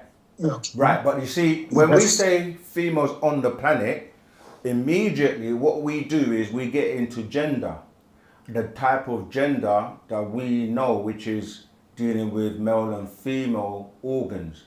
But there are gender types or beings that existed before the female and male genders on this planet. And that's where I think sometimes the confusion comes in, because there are beings that are not gender in the sense of what we consider to be gender, as in male and female organs. Do you follow? No, could you make that clearer? 'Cause, Okay. I mean, I'm quite obviously of a mindset where there is one or the other. Okay, so on the planet, the reason we distinguish male and females is based on gender, right? Correct. Right, but I'm saying before you come into a physical body, you don't have genitals like we do in a physical sense. Sure, I fully understand. So what I'm saying is that you're coming from one to splitting into two. When you're one, your energy, right? You have different what you could call gender, but it's not in the physical sense. It's dealing with the energies. Okay, so as not to lose you, so the male, let's say in this generation that Yeah. exists, not through the course of time, is it true that the male is responsible for passing the soul on to the Yes. female? Yes, because what's happening is that these beings that I'm talking about that are outside the physical, which we may refer to as etheric or Etherean beings, right? They're coming from a higher realm as energy beings. So what's happening is that when the male is ejaculating, that sperm has to travel up the spinal column, right, as energy, and then it gets to the what we call the pineal gland, or what people call the crown chakra, where it gets ignited with this energy that is the seed, right? That seed soul is then passed down through the male to insert into the female, and then that electrically charged with that energy, pure energy, which we can refer to as an Etherean being, is then grown within the woman's womb.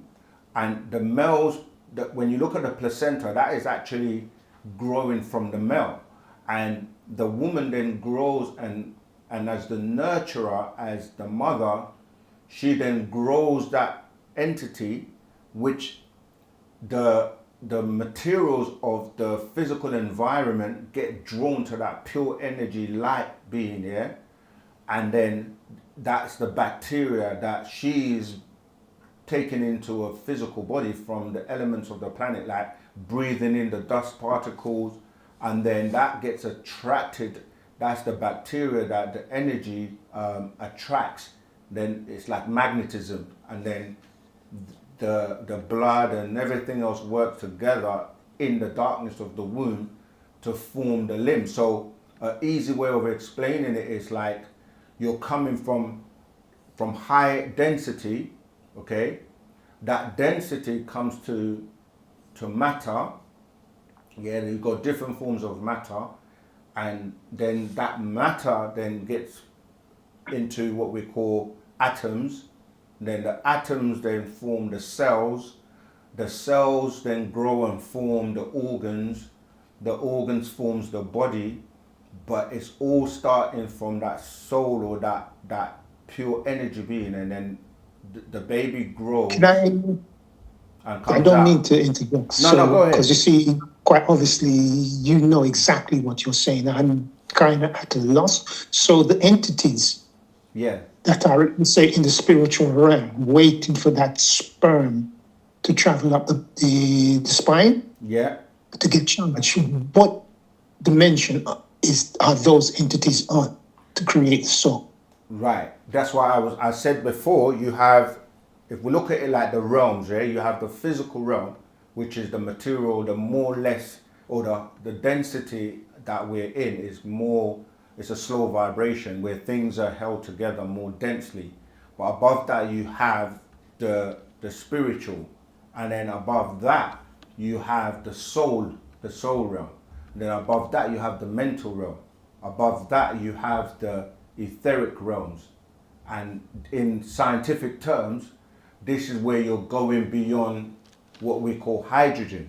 Yeah, because when you look at the periodic table, coming to the more dense side, you have H1, H2, hydrogen, helium, etc. coming this way to the noble gases, etc. But when you go to the other way, that's where we're dealing with the etheric realm or the ethers, E1, E2. Not to lose you. Quite obviously, you know exactly what you're saying. But what realm charges the sperm to? So when it goes into the female, becomes a soul. Is it the mental? It's the mental, because everything is actually mental. That's why I said to you that the fourth one is the mental. So, I mean, there are different variances between the different realms, but I'm just giving you them in a very simplified manner where we say the physical, the spiritual, the soul, the mental.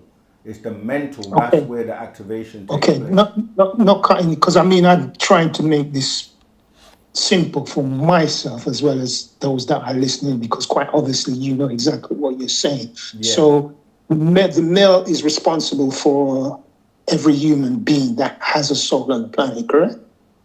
Sorry, say that bit, that last part again. No, I'm asking you, it's through the male that passes the soul on to every human being on the planet.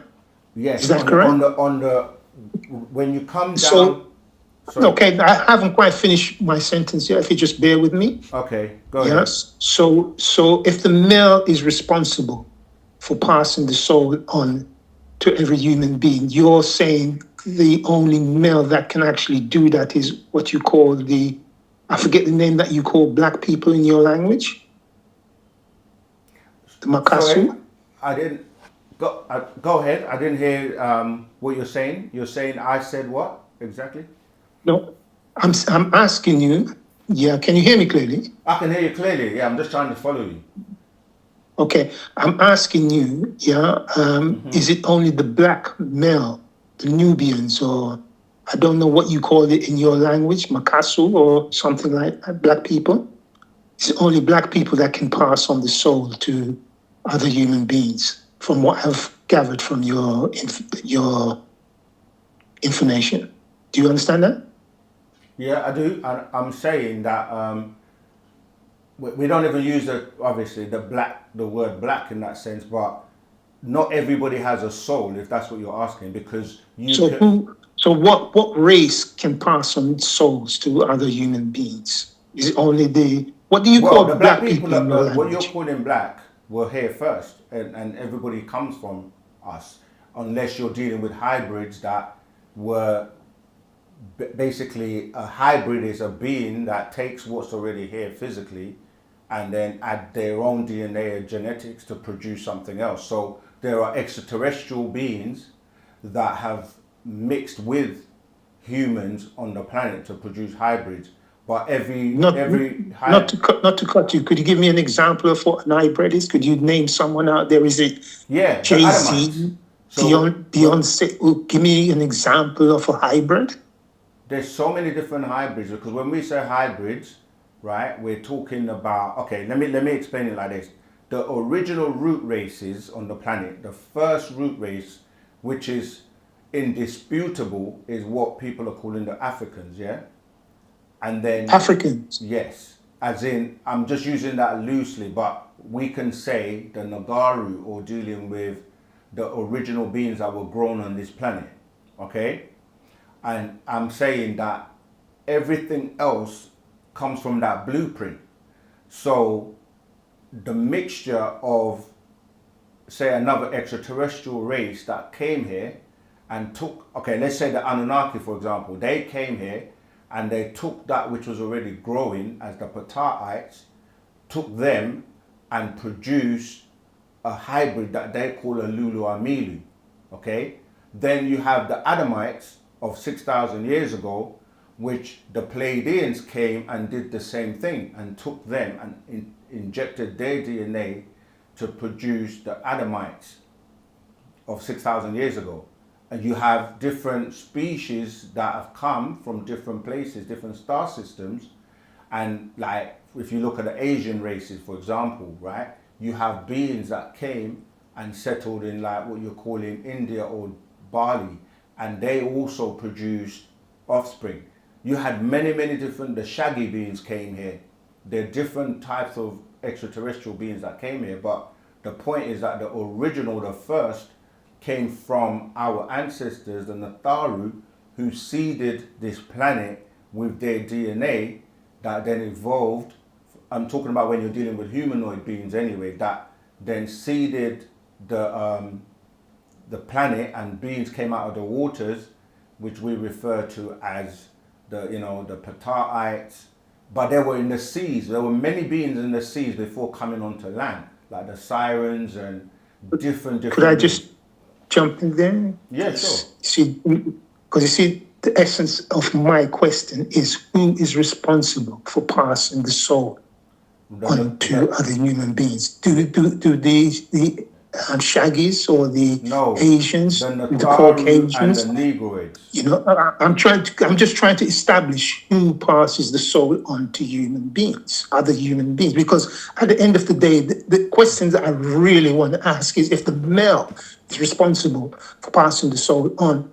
Yeah. So what happens if say I'm trying to establish what you call so-called black people? I think it's Makasu or something like that.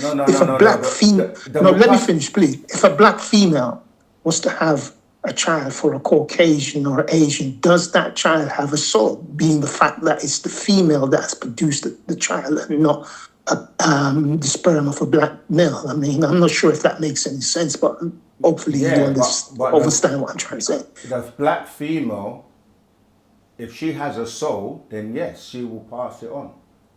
But what I'm saying is the origin. Yeah, but how is that possible if the soul comes from the male? What is it you call black people in your language? Please, can you just, so I can get it right? Okay, I would suggest you get a hold of a scroll called Soul, Spirit, right? Because we have books that deal with that subject specifically. But what I'm saying to you is, once the spark takes place, the female's also involved, because you're dealing with the combination. It's just that the starting or that spark that takes place is done when the two interact. So when that soul comes down, it's an energy that goes into the female, but the female is also involved to produce the child. So it's not just like the male alone. The male just, as you said, like by way of the sexual act, okay, that seed is seeded by the male. The male is the one that impregnates the woman. But there were times where, this is what I tried to say to you before, where when you go into other genders, which are not dealing with just X and Y chromosomes, right? Because we just look at gender as male and female, but there were other gender types where you had a female that is male as well, which we say hermaphrodite and hermaphrodites, where a female was able to impregnate herself because she also had the ability. A female was able to impregnate. How is that possible?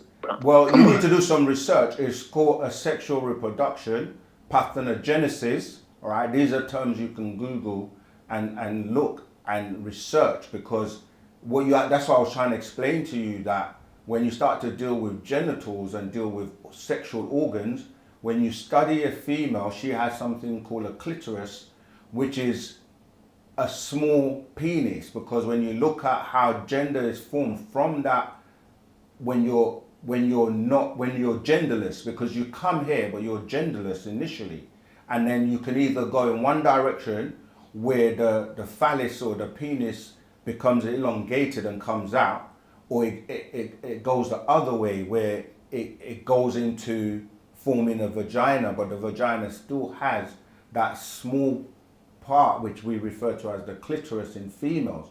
Now they were able to secrete fluids from that just the same way as the penis secretes fluids.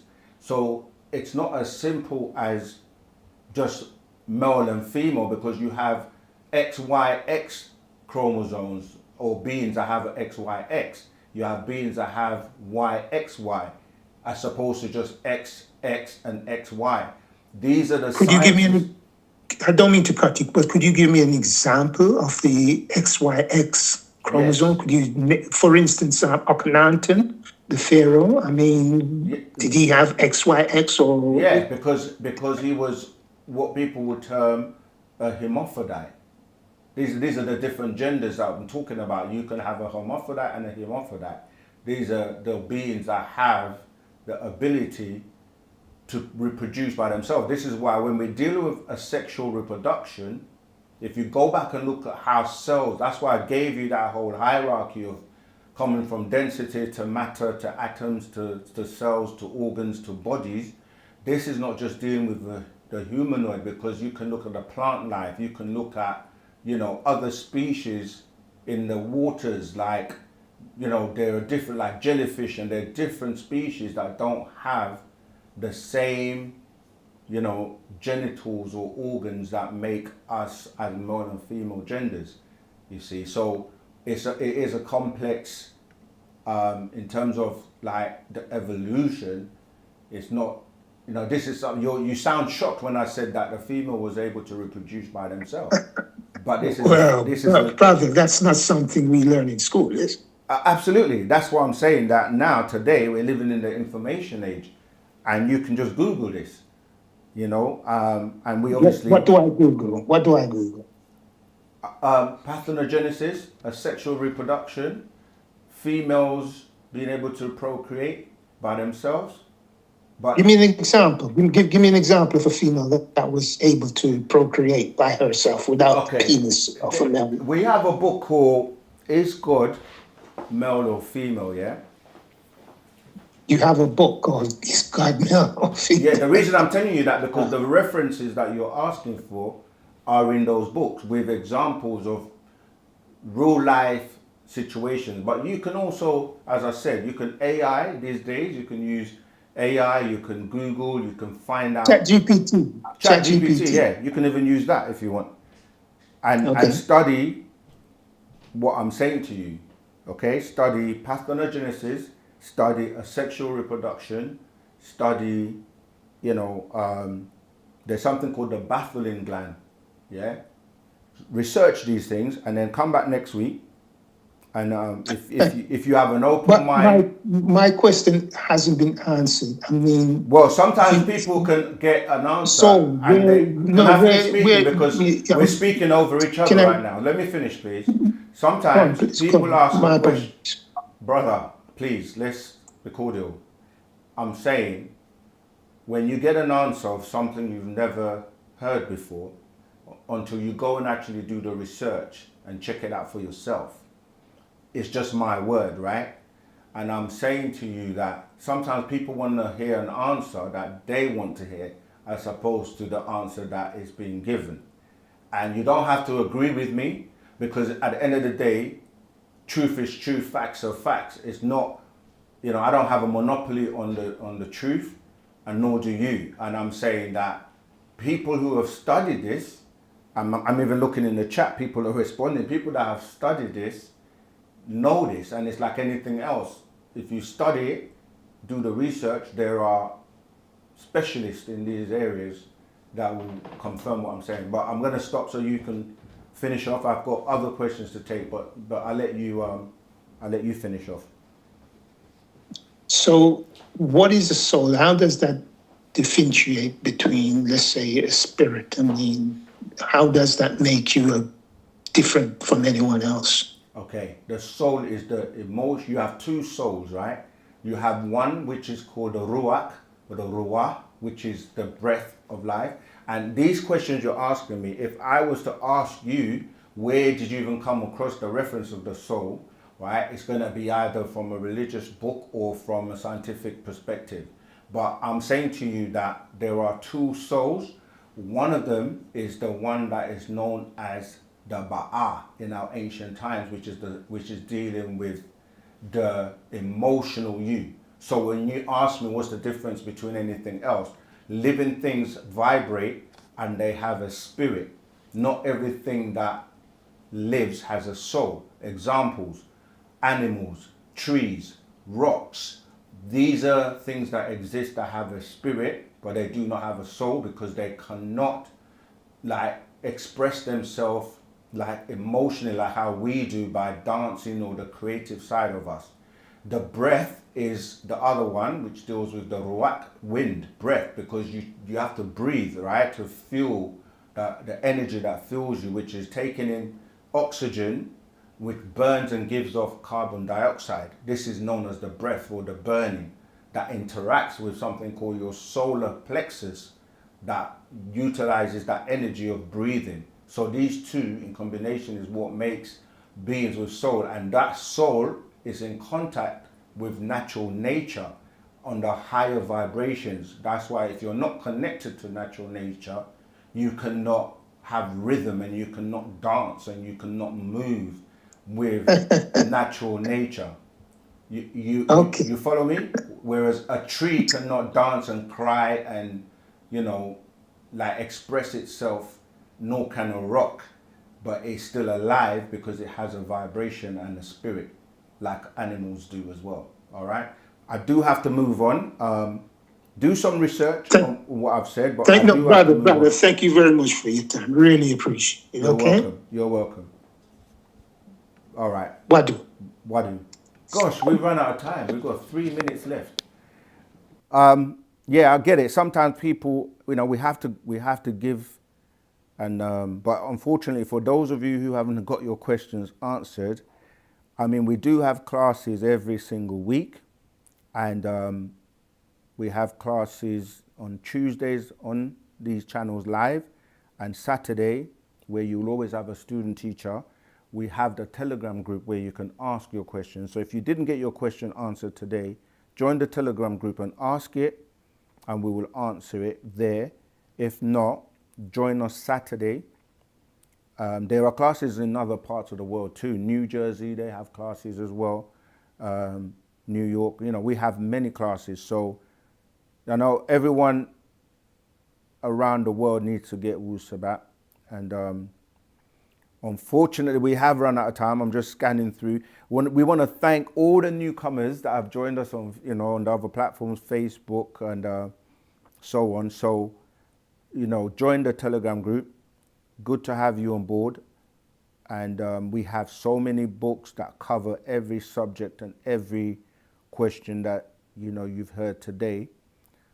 We need people that are switched on, that are awakened, just so we can get Wu-Sabat to the world. Did you want to say something? Okay. So yeah, until next time, next week, same time, same place, we want to say Wadu. And it's been a pleasure, as usual. Freedom for the master teacher. Oh yeah, before I go, did you post a link? So the theme song you hear us playing, we have put it out for you to basically download. It's like £1, which is probably like a $1.50 or something in dollars. Yeah, support by everything that comes from that goes towards the legal. So play that song loud and support us and support our other projects too. We have so much to give you, and keep tuning into OSM Vision, because the tap is going to keep running with knowledge until the master teacher is here with us.